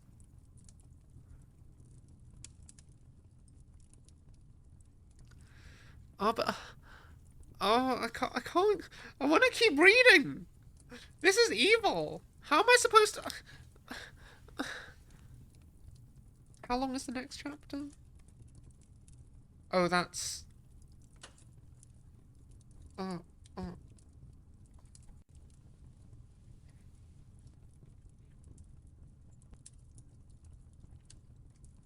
We can do one more. We can do one more. What? Just one more chapter. We're just gonna do one. We're just gonna do one more chapter. We're just gonna do one more chapter. Seraphax can burn. If the Lion's here, I want his head, roars the apparent leader of the new arrivals. Here's a monster, bloated by the foul powers of chaos in his Terminator armor, so that he near rival... Chapter 21. Seraphax can burn. If the Lion's here, I want his head, roars the apparent leader of the new arrivals. He is a monster, bloated by the foul powers of chaos in his Terminator armor, so that he near rivals the Primarch in size, and is surrounded by other warriors nearly as massive, each one armed with a brutal collection of close combat weapons. The Lion sees chain axes there, and lightning claws and power fists. The leader clutches a power sword in his right hand, while his left is enveloped in a huge, powerful glove, from which the toothed tongue of a chain fist protrudes, already powering up to speed with a bone-jarring whine that is nearly a weapon in its own right. Then come and take it if you can, the Lion shouts, striding to the rail and looking down at them, His challenge is not mere theatric. His challenge is not mere theatricality. The bridge crew are scattering away from the Terminators, and with good reason, since they could do no more fight them than they could the supernova. The lion can see the minuscule twitches in the warriors' limbs as their instincts press them to pursue and butcher the fleeing humans. He has to keep their attention on him. He raises his sidearm and open fires. Marshal Haraj presented it to the lion as a gift. The armor luminous, a plasma weapon of ancient and unknown origin, which local myth has that the Emperor left on Avalis at some unspecified point in the past. There is no other evidence that the Master of Mankind ever visited the planet, but the Avalusians are so convinced of this divine legacy that the weapon has been stored in a stasis chamber in the Governor's palace for as long as any records of it exist. One thing that is undeniably true is that it does not appear to be sized for a mortal, for it fits the lion's hand like a pistol. The other undeniably true thing is that it still works. The armor luminous spits a bolt of energy as bright as the sun straight in at the Chaos Lord. However, instead of vaporizing the ceramite and punching into the flesh and bone beneath, the shot is enveloped and consumed by a crackling darkness that disappears as quickly as it materializes. The sigil emblazoned on the Chaos Lord's chest, a crude and blocky thing that weeps what looks like blood, flares with an ugly light that is echoed by other runes which flash into existence across his armor. The lion's skin prickles and thoughts of his blade biting into flesh rise unbidden in his mind. Blood for the blood god, howls the Chaos Lord, as he and his bodyguards rush for the stairs that will carry them up to the command deck where the lion stands. Admiral, clear the bridge, the lion snarls, but Derrigan is already moving and ushering other crew members ahead of him. There is bravery, and then there is foolishness, and the Admiral is no fool. Zabriel, hold the door, the lion orders as he moves towards the stairs and holsters the armor luminous. Zabriel says something in response, but the lion does not hear the words. He is filled with revulsion and fury at the sight of the interlopers, and with a mighty leap he launches himself across the guardrails, over the crew well beneath, and into the foremost Terminator before it is halfway up the stairs. Strong though a Space Marine is, and enhanced with power and mass by the bulk of Terminator armor, though these warriors are, the sheer weight and speed and fury of a Primarch is too much. The impact sends them sprawling down backwards, and the lion with them. He recovers his feet with a roar of rage and seizes Fealty in a double-handed grip and drives it into the neck joint of the nearest Terminator, who is still on his back. The energized blade, propelled by a Primarch's muscles, slices through the weak armor like a serpent through wet grass and bites into the Terminator's throat. And on into the spinal column. The heretic fist stiffens and then goes limp, and his blood flash burns into ash as it tries to ooze out around the wound that Fealty has inflicted. A power fist thunders into the lion's side with a crackling discharge of energy that splinters ceramite. The lion is sent stumbling by the blow, leaving Fealty wedged in the neck of the fallen heretic, and the sudden stab of agony informs him that his armor is not the only thing to be damaged. Some of his ribs are surely cracked, if not outright broken. The sharp clarity of his pain washes away the rage which grips him, and he turns to face the traitors with grim understanding. The foul deity they worship hungers for blood, and the aura they project managed to taint even his perceptions for a moment. The Terminators thunder towards the weapon, forwards with weapons raised. Their battle cries turned to blood-curdling hymns of slaughter by the distortion of their vox grills. The lion's instinct is to spring up to meet, and then plough through them, breaking them with nothing but his hands, but he restrains the impulse. He might have been able to do that in times past, even against foes like these, but this is a different age, and he is already wounded.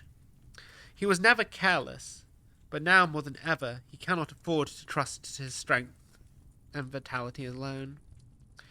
His victory, and indeed perhaps his survival, come down to one thing: focus.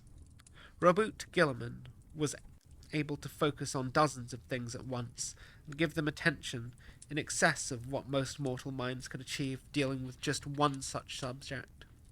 It was what made him such a good logistician.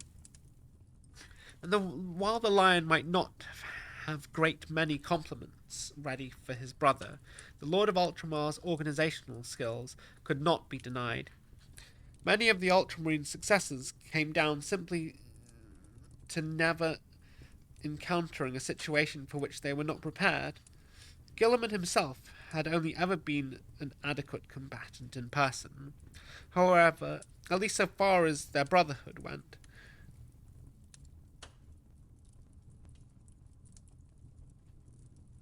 the lion has sometimes wondered if that was because Robert was never able to properly give his full attention to anything. In contrast, the lion was always viewed with that extraneous details of what subordinates are for, a single focus,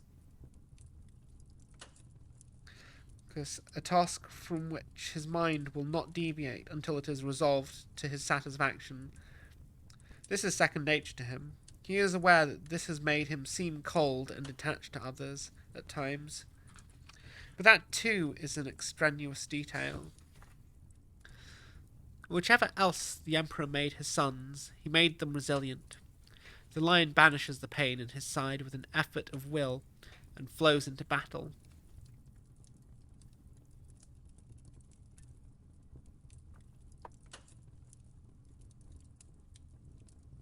He already knows that the Terminators can wound him if they land a blow. They are slow and cumbersome, and their momentum can be used against them. The lion kicks out at the first one, armed with twin chain axes, not at the face of the chest, but at the right knee. The impact jars the Chaos Worshipper's leg backwards, just as he is about to plant it. And even the auto-balancers built into the weighty suit are unable to properly compensate. The Terminator stumbles onto his front, and the lion sidesteps to his left to avoid the mass of clattering ceramite. The second, wielding a chain axe of his own, as well as the power fist which has splintered the lion's armour, falls over the first. The third combatant is the Chaos Lord himself. He pulls up short of his fallen warriors and lunges for the lion with his chain fist, emitting a bloodthirsty growl as he does so. He favours his left hand, clearly his dominant one. The better blow would have been to thrust with his power sword, since the lion is moving towards that side of him. Instead, the chain fist is chasing the lion, and the Lord of the First is already reacting to it. The Chaos Lord's swing appears to be caught in a grav field, given how slowly it is moving into the lion's vision. He catches the inside of the traitor's left arm at the elbow, and with his right hand and slams his left into the Chaos Lord's chest. He then uses this leverage and his enemy's unbalanced attack to hoist him and his feet and spin him around, dumping him into a command terminal that crumples as the heretic hits it. He will be unharmed within his armour, and only out of the fight for a matter of seconds while he recovers his feet. But seconds are crucial. Another Terminator attacks, this one with a diagonal downward slash of his chain axe. The lion catches his weapon by his haft, just above where the Terminator's hand grips it, and wrenches it out of the warrior's grasps in the same motion. He uses it to knock aside the lightning claw thrust from the last attacker, backhands the butt of the haft into the original wielder's faceplate, cracking an eye lens, and then steps aside as the lightning claw-armed traitor lunges again, with both weapons extended. The energized talons bite deeply into the body of the Chaos Worshipper from whom the lion wrested the chain axe, who bellows in pain. Chain axes are brutally effective against flesh and light armor, but almost useless against piercing tactical dreadnought armor. Instead, the lion hurls his stolen weapon and at the Chaos Lord, who is still extricating himself from the command terminal, and the impact on the traitor's pauldron tips his balance just enough to send him slumping down again with a roar of rage and frustration. The heretic, who has just been impaled by his fellow's lightning claws, react as those in the grip of the blood frenzy are prone to. He lashes out with his power fist at the source of his pain, knocking the other traitor back with a thunderclap as the weapon's disruption field pulverizes some of the ancient ceramite it strikes. The lightning claws are wrenched out of his body, and blood spills from the 8 wounds left in their wake. The lion reaches behind him, and his fingers close on the grip of fealty, still embedded in the neck of the Terminator he killed, and he wrests out and moves back onto the attack. This is a weapon which can make a mockery of even tactical dreadnought plate. He kicks the bleeding Terminator in the back, sending him staggering forward into the one with lightning claws. Lost in pain and bloodlust, the injured traitor no longer seems to care whom his original target was, and he lashes out at the warrior in front of him, who, for his part, has no compunction in finishing his fellow off if it means his own survival. The lion leaves them to it, and moves to meet the Chaos Lord and his other 2 warriors, all of whom have finally extricated themselves from their respective predicaments. The lion half expects his enemies to show some caution now, to encircle him, or for 1 or 2 of them to feint at him to draw him out and leave him exposed to a strike from the 3rd direction. But he immediately realizes that such subtleties are not the way of Khorne.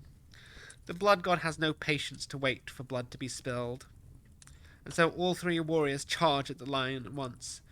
In doing so, they almost succeed, for even the lion takes a moment to adjust to such relentless berserk savagery. Only his focus saves him. He ignores the chain axes for now.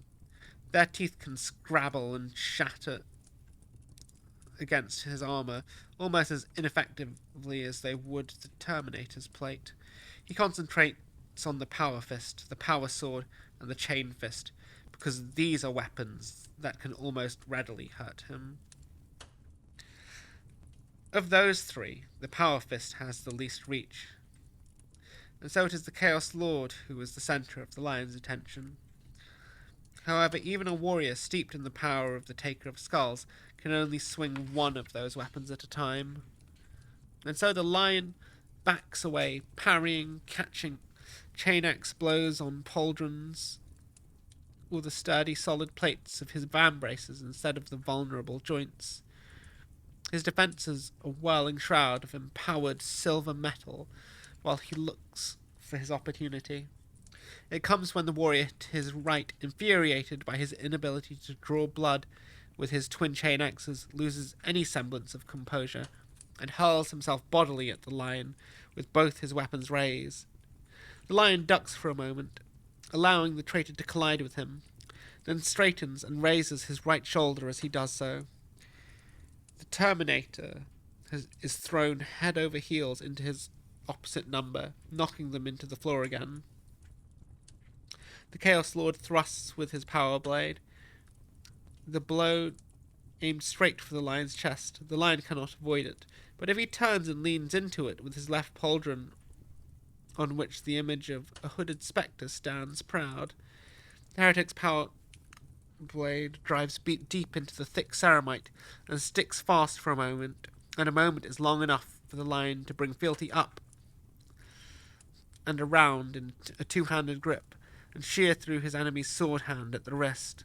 The Chaos Lord, caught up in his rage, barely pauses to register the loss of his hand and weapon. He bellows a fury and swings wildly with his chain fist. A scything blow from which the lion steps back. The traitor lashes out again on the backswing. But although a chain fist is a powerful weapon, it is not a subtle one. They were designed for cutting through bulkheads and jammed doors when clearing bunker complexes and space hulks, and they confer little ability to alter the direction of the blade. The lion waits for the backswing to pass him, then pivots like a fencer and extends fealty straight through his enemy's faceplate. The enemy commander staggers backwards and falls. The lion wrenches fealty out as he does so, then turns and draws the armor luminous to put a blazing shot into the heads of the other two Terminators. Each one dies with their brains flash boiling within the remains of their skulls. The lion uses fealty to knock loose the power sword still embedded in his pauldron, then turns. The Terminator armed with lightning claws has finished butchering his former comrade, but he has suffered for it. One arm hangs limply and his face has been smashed away to reveal a damaged visage beneath. Spurs of bone jut from the Chaos Worshipper's cheeks and chin, to the point where his helmet would surely have been fitted for would surely not have been fitted for much longer in any case, and his skin is an unhealthy maggot pallor traced with thick, dark veins that pulse in time with his laboured breathing. He staggers forward, drooling corrosive spittle over torn lips, reaching out with the arm over which he still has control, as though his shuffling gait will be enough to impale the lion on his bloodied talons. The armor luminous cannot be fired again yet, lest it overheat, so the lion brings up fealty into a guarded position, for he will not make the mistake of underestimating this enemy. However, before either one of them advances into range of the other, there is a distinctive double roar of bolter-fires, and the traitor's head explodes. He slumps sideways, and the lion looks up at the command deck to see Zabriel standing there with both his bolt pistols aimed at the heretic's corpse. "Forgive me, Lord, I did not wish to interrupt, but now I can actually..." Zabriel says, "but now I actually had a target I might stand a chance of damaging." "I take no issue with expediency," the lion assures him, and lowers his blade. "I am not the Wolf King to growl and defend my kill." A strange wave of regret washes over him at the thought that he will never see that obnoxious savage's face again. But there is no time to examine his thoughts. What of the rest of the battle? "The fleets have not yet begun to engage again," Zabriel assures him. "You killed the intruders remarkably quickly, my lord." The former destroyer is correct. Less than a minute has passed since the Terminators teleported onto the bridge, according to the chrono in the lion's helmet readout. Although he was lost in his battle focus, he could not have said how much time had elapsed. Ceramite footfalls announced the arrival of Kai, his own power sword drawn. He comes to a halt next to Zabriel and looks down at the slaughter with disappointment that is communicated even through the impassive faceplate of his helmet. "Oh, I thought you meant there was actually a problem, Zabriel. Not a mild workout for the lion, for the Lord of the First. We have a damaged bridge that is now polluted by corrupted corpses and a void battle yet to win," the lion snaps, his tone made slightly more acerbic by the returning pain in his side, which is now reminding him that he just fought 6 Terminators with broken ribs. A couple of crew members are creeping back out of the alcoves where they secreted to themselves while the combat took place, but almost fled the bridge completely. The lion points at the nearest. "Get on the Vox and order everyone to return to their stations immediately, or we'll have repelled boarders only to be blown apart while we sit inert." Zabriel taps keys at the auspex and administers a ritual blow with the gentle ring of ceramite on metal. The tactical hololith sputters back into life above them, and the lion assesses how the battle has altered. "What is that cruiser doing?" he demands, pointing at the single hostile flagged on their flank. "Nothing, Lord," Zabriel reports, turning a dial. "Sensor scan says they have drive power, but I have nothing to suggest that their weapons are inoperative. But they are not engaging." "I do not like an enemy who holds his fire," Kai remarks. "Under the current situation, I prefer him to one who does not, and we have plenty of those inbound, the Lion says. The tactical situation does not look promising, at least in terms of Avalos maintaining a navy. The Chaos Fleet has been mauled, but so have the Imperials. And for all that the Avalusians have punched above their weight so far, the best outcome the Lion can see is full mutual annihilation. He does not regret this outcome. He is certain, without undue arrogance, that no other commander present could have achieved anything close to even this level of success. The ability to defend Avalos against future attacks is inconsequential if this one was not defeated first. Perhaps more ships will come to Avalos before the traitors send another fleet. If they do not, there is nothing he can do about it. He ascends the stairs back to the command deck and moves to the hololith. Vox, general broadcast to all, including the enemy. Ready, my lord. Shouts back the crewer who has taken over the Vox station at his order. This is Lionel Johnson, the Lion growls. My ship was boarded by teleportation slightly over 1 minute ago. The attackers, including your lord, are now all dead. You may expect the same fate if you remain, he signals to the crewer to cut the transmission. Most of our ships are reporting low ammunition stocks, Lord Lion. The crewer informs him a few seconds later. However, they have taken to heart from your message and are expressing their eagerness to take the fight to the enemy again. The majority of the enemy are pursuing us away from the planet, though, Kai says. Should we retreat or draw them out further? We would have to present our sterns to them, leaving us with little ability to engage, the Lion says with a sigh. And to turn now would almost certainly leave us still in the middle of maneuvers when their guns came into range. No, we'll have to see this through to... New contacts, Zabriel shouts.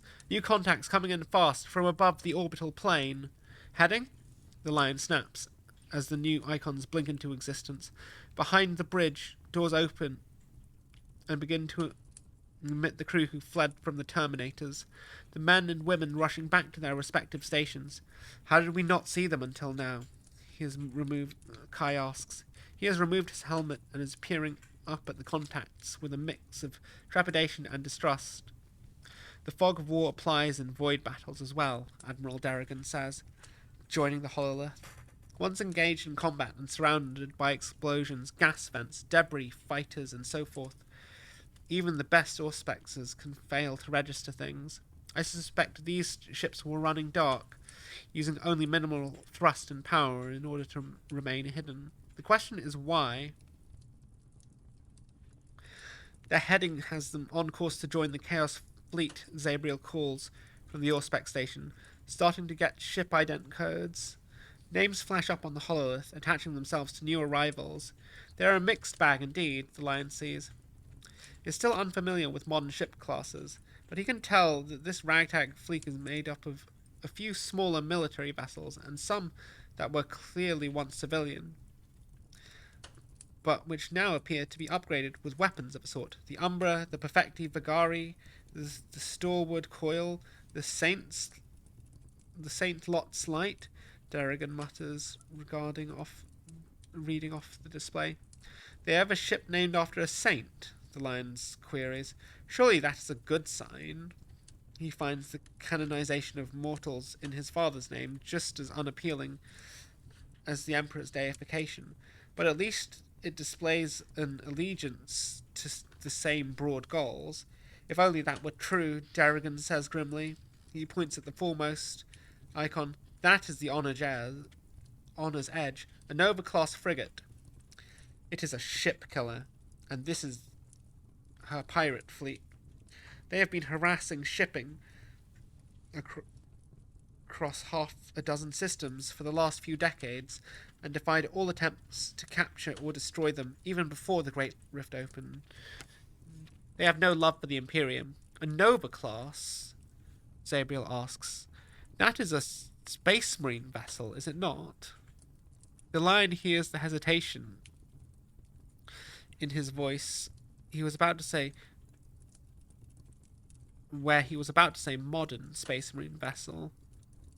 None of them have seen any point in explaining to the Avalusians the exact age of the Dark Angels who were accompanying their Primarch, or exactly how they came to be here. It is, Darrigan agrees, hence my concern. I can only assume its captain and crew allies to the foul monstrosities currently attacking us. His eyes wander towards the guardrail at the edge of the command deck, but he does not move towards it to look down to the main crew. Well, it appears that his curiosity does not outweigh his fear over what he might see. The Lion nods. Irregular though the new flotilla might be, they have numbers and firepower enough to be a significant factor in this engagement, where both sides are already battered. Even a stalemate of extinction may now be unachievable, in which case the question becomes one of prioritizing the damage they can still deal. Signal all ships. Prepare to concentrate fire on the Lord of Dominion. Capital ships of that size carry a battle, so we shall at the very least leave them with one fewer. My lord, the enemy fleet is pitching and rolling. They appear to be seeking firing solutions on those approaching from above. The Lion frowns at the hololith again. Admiral, I understand your logic with regard to these ships' character, but surely you must agree that their approach vector gives the appearance not of a rendezvous, but of an attack run. Admiral Darrigan bites his lip. I cannot bring myself to hope, my lord Lion, but his hesitation ends as the hololith sparkles with a simulated weapons fire. Target? The pirates appear to be on the wrong heading to attack the Avalusians at present, but he is not prepared to take anything on trust. The Lord of Dominion, Zabriel shouts. They are giving it everything they have. All ships are to advance at full speed and engage, the Lion orders. Hurry! Our unlooked-for allies will not last long against that fleet alone, but together we can eliminate this threat entirely. We are being hailed, the Vox officer shouts. Signal origin is Honor's Edge. Patch it through, the Lion orders. A small part of the tactical hololith closes to the generator, fizzles with static for a moment as the signal is established. The Lion tenses, waiting. Will this be more traitors, corrupted by the power of chaos, and simply taking the opportunity to strike at an internecine rival? Or could they be genuine allies, pirates who will nonetheless stand and fight alongside those upon whom they have preyed when presented with a greater and far fouler enemy? He is not prepared for the visage which appears. It is grizzled and scarred, and one eye socket is obscured by a solid metal patch. It appears no bionic replacement has been available, but the nature of it is unmistakable. It is a member of the Legionis Astartes, and what can be seen of his scuffed and battered battleplate is the night black of the First Legion. The legionary's remaining eye widens. My Lord Lion, I knew that the astropaths of Avlis had not lied when I heard your voice on the Vox, but I am somewhat altered. It is true, the Lion says. He fights down the emotion that swells up inside him at the sight of another of his sons. He cannot be taken off guard by sentimentality now. As are you. The Admiral alongside me informs that your vessel is a pirate. State your name and purpose, legionary. Knight Captain Bors, 12th Company, my lord. The one-eyed legionary declares instantly. I will make no excuses for our predation upon this so-called Imperium, although they are far from the only faction from whom we have made our living. However, now you are returned, our vessels and warriors are under our command are yours. The Lion frowns. Then there are others with you. Indeed so, my lord. Knight Sergeant Persial, the Knights Rufarel, Cadaran, and Brionan. Each has a ship. The rest are allocated to mortal commanders we trust. And do you stand against the forces of chaos, Knight Captain? My lord, we have harried them wherever we have found them, Bors declares forcefully. We came here merely to ascertain the truth of your return, for when we saw this filth had arrived and were attacking the planet, we heard your voice. Then let us finish them. The Lion cuts him off. The Lunar Knight is opening fire, as are the rest of its fleet. The traitors are now attacked on two fronts, and lacking any true leadership, are floundering. They are still many, and will not die easily, but die they shall. Kai, get down to the Vox and disseminate my instructions to Knight Captain Bors using the Legionaries' battle code. As you command, my lord. Kai replies, and vaults down into the crew well. No, young man. The Lion hears him add, I am perfectly capable of operating this device myself, thank you.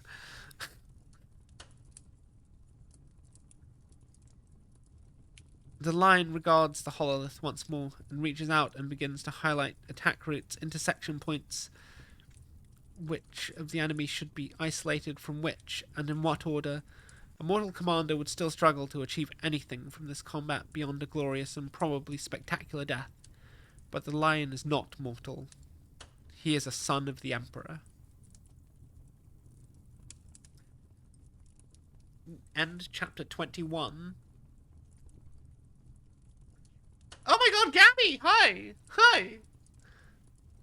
Hi! Hi! Hi! Hi! Hi! Hi, Gabby. That's Pink. Thank you for the follow, Warpforge and Revan's Handicrafts. Oh my god, Revan's Handicrafts, thank you for the raid. Sorry, I was very into the book. I didn't see it. Yeah. Sorry, when I do the reading streams, I mostly just read, and I kind of just I catch up with chat between chapters. Welcome raiders. I'm Tiger. Reaper, thank you so much for the gifts off. Yeah. Yeah. How are you all doing? Look, I've been saying one more chapter for like 7 chapters. Fuck you! Sorry, I've got Pink in the background. Look. Okay, look. The next chapter is really short. Okay, we can just do one more chapter, and then. Shut up! I have said one more chapter the past 3 times. It's such a good book, though. I definitely can't. I can't. Like the next chapter after that is too long. There's no way I can do another chapter after this. But I can do one more. I can do one more. Right? You were painting Space Dad. Yeah! Yeah! I'm gonna be painting Space Dad on Friday. No, guys, look. The next chapter is literally 2 pages. It's 2 pages, and it ends the section. It's the perfect way to end it, okay? It's the perfect way to end it.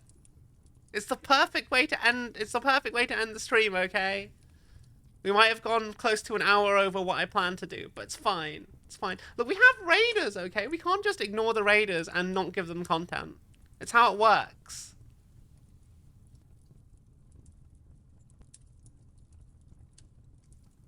Yeah. I'm glad, Ravens. I'm glad. I always try and raid people that like are doing something similar to what I'm doing. Like usually when I'm doing something Warhammer, well, it's not an L. It's a good time. Once did just one more chapter and suddenly you had read the whole book. This is one of those though. It's so well written. It makes me just want to keep reading. And I've not. It's been such a long time since I've had a book that's like pulled me in and made me want to keep reading this much. Yes, I will become Classic Tiger. God, that was a while ago. I'm so sorry. But it's like, wait, is this? Wait, which Tiger? Which was the redeem again? Oh, regular Tiger. Yeah. But welcome, raiders. I am Tiger. I stream. I like Warhammer. I play Adeptus Sororitas and Dark Angels. I do hobby streams every Friday. I build Gundams sometimes. I do at least one Gundam build a month. If I'm not building, kit bashing, or painting, I do variety games. I do book streams on Monday evenings.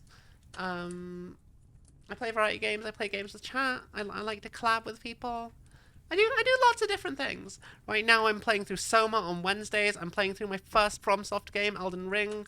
On Thursday, I'm gonna be playing Minecraft for the first time in since the beta. Like I was a student at uni. Like, God, I'm fucking old. It was like Minecraft is old. Minecraft is more than a decade old. So I'm gonna be playing Minecraft with Rat Baby. I really enjoy the book. Thank you. You've got to get flesh tone paints. Oh God. Oh yeah, no. I've been a Warhammer. I've played Warhammer since I was like literally a child, 5 years old. My dad got me into it. And then over Christmas, I was talking about Warhammer because I'm part of the Darktide partner program. And I was just talking about Warhammer a lot with chat, and it kind of like encouraged me to try a painting stream. So I was like, okay, I'll do a painting stream. And then during the painting stream, they bought me a bunch of Warhammer. I was like, okay, shit. Well, now I've got to get back into it now, don't I? So here we are, and I'm already working on my second army because lol. Yeah. I like when I did a 1 year anniversary subathon, and I let chat choose the Legion for Horus Heresy I was gonna pick. So I've got loads of plans to kit bash stuff for that. I should be getting almost everything I need for the project in the next week or so. Your team Grey Army. No Grey Army. Paint your miniatures. Just slap chop it. Contrast paints are such a good time saver. It's how I paint most of my units, and then occasionally I'll like do a bunch of Eagle. Hi. Oh yeah, no, fuck Forge World. Oh no. If what I want from Forge World, I want a Thunderhawk gunship from Forge World. That's what I want. I would love to get a Warlord Titan, but I'm probably not going to spend £1,000 on a single miniature, especially because I don't have a car, so I can't like take it anywhere. God, at my local Games Workshop, the tables are so small. I could just like plop a Warlord Titan down on the board, and it would just take up the whole thing. It would literally just be the entire battlefield. Here is a Warlord Titan. Good luck. Lol. Your hands aren't steady enough to paint them. Thank you, Revens. I hope you have a lovely day. Yeah, I don't paint flesh. And also, I have nerve damage, so my hands aren't very steady as well. So I always like lean against a table or something to make sure to try and steady myself when I'm painting. Cause, you know, you work with what you got. I'm never gonna do faces or like fine detail. I'm not gonna be entering Golden Demon or anything like that, or any paint competitions. But with the tools and the technology of today, it's a lot easier to make good-looking paint jobs if you just find the right tools for it. That's all you really need to do. Yeah. Did we get a shout-out for both of our raiders? Did my mods in chat? Mods? No shout-outs? Did my mods forget that they were mods? Like, I literally made 4 mods today. And they were all here before. Are they lurking? My mods are lurking. Okay, let me do some shout-outs.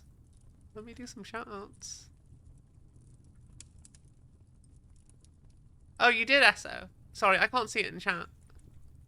I don't know why I can't see it in chat.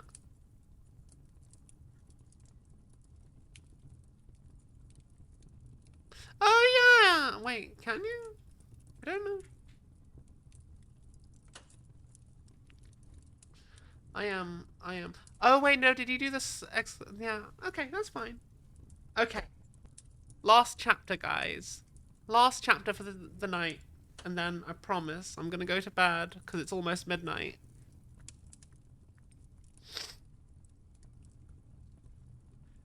Okay. Chapter 22. On the Eye of Malevolence, Baelor turned to Demora. Return us to Lord Seraphax. You are not going to order me to engage? The Calax asked. There was no judgment in her mechanical tone, but Baelor heard it anyway. The fleet is doomed, and our participation will not change that, he snapped. And what of your orders? Are you satisfied that the Primarch genuinely lives?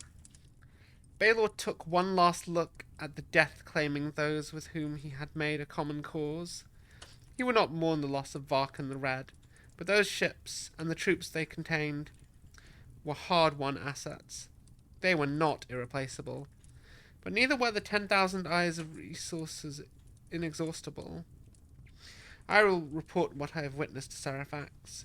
He can make his own decision based on the evidence. It is hard to for a member of the new Mechanicum to sound tentative. Demora managed it nonetheless, and her words appeared to be uttered despite her better judgment rather than because of it.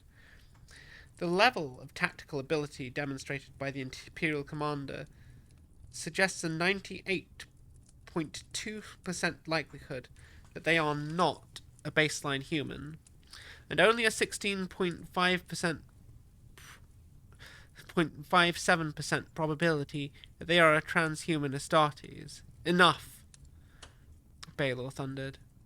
Get us into the warp and back to the rest of the fleet, before the commander decides we are more of a threat than we have given him reason to believe. Compliance. The eye of malevolence turned and began to burn towards the Mandeville point. They did not need to reach it in order to translate. Having a demon bound into the ship gave advantages beyond those simply of navigating the warp. Once in it, but they would need to drop the void shields first. And Demora had no intention of taking any form of damage just as they entered the Immaterium. Baelor stared out at the stars, but without seeing them. Instead, his mind was filled with a deep voice, worn and roughened by age, but still alarmingly close to the one he knew centuries ago. The line was lost in the breaking. Baelor, who had no faith in gods of any kind, and little faith in anything else, had held fast to that belief ever since he had landed in this damned future. It was only now that what he previously viewed as a simple fact was questioned, that he was finding out just how stubbornly he believed it. The lion could not be back. He could not. There were other fallen out there, and they knew how the lion had sounded, how he had looked. For that matter, it must be a ruse, a desperate ploy by those fools still loyal to the Imperium to rally some last few pockets of resistance, by use of a symbol which might pass examination, even from those in his age with some knowledge of history. Their memory would undoubtedly be unconvincing in person to anyone who had ever actually laid eyes on the Primarch. And yet, as the stars were replaced by the swirling vistas of the warp, which were to colours what a chainsword was to a flint knife, Baelor could not get that damned voice out of his head. End part 2. Part 2. End part 2. Yeah. Thank you, Raz. Best mod team. I'm very grateful for you guys. We are past the halfway mark. Yeah. Yeah. I'm really liking this book. My favorite book. My favorite book. It's a good read. A very good read.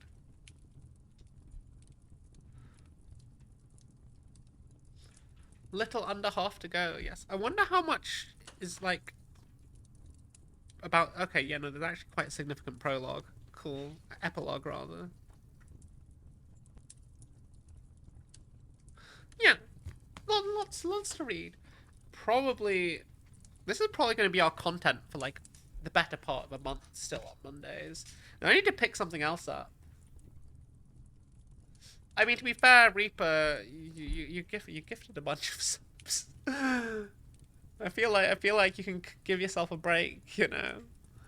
Oh, who should I raid next? I wonder. Who should I raid? Do I know anyone doing some Warhammer stuff? Yeah, I mean, on an Elden Ring stream, definitely. Definitely. We don't do many late nights. There's no one doing Warhammer There's no one doing. There's no Warhammer VTubers on right now. Everyone's just fucking painting, which I totally get because that's the main content of Warhammer. But like, yeah, yeah.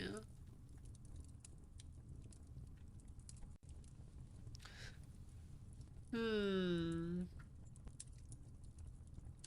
No, did I raid Velvet the other day?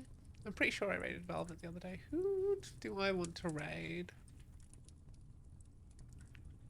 Wait a minute.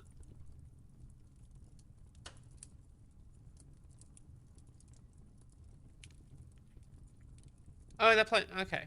For a second, I thought someone was playing Final Fantasy 16, which would have been really cool, but they're not. They're sad. Maybe a Darktide. Maybe. Do I know anyone in my list that's playing Darktide?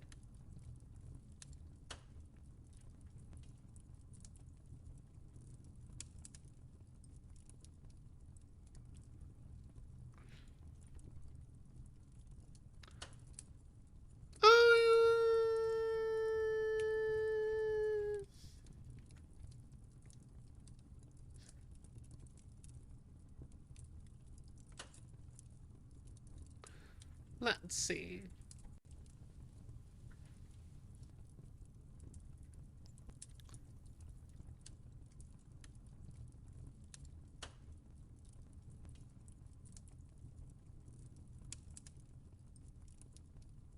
You know what? I'm gonna raid someone. I'm gonna raid someone I've not raided before, but I've had in my list for a while. I know them from a Final Fantasy server from back when I used to play. Yeah. Yeah.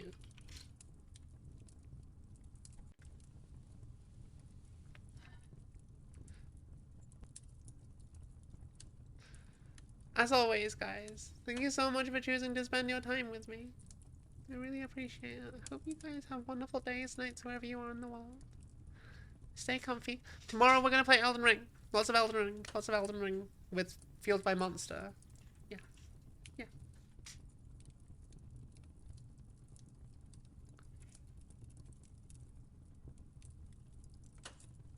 We got raid message. Okay. Let's go. I'll see you guys tomorrow, okay? Love you. Bye.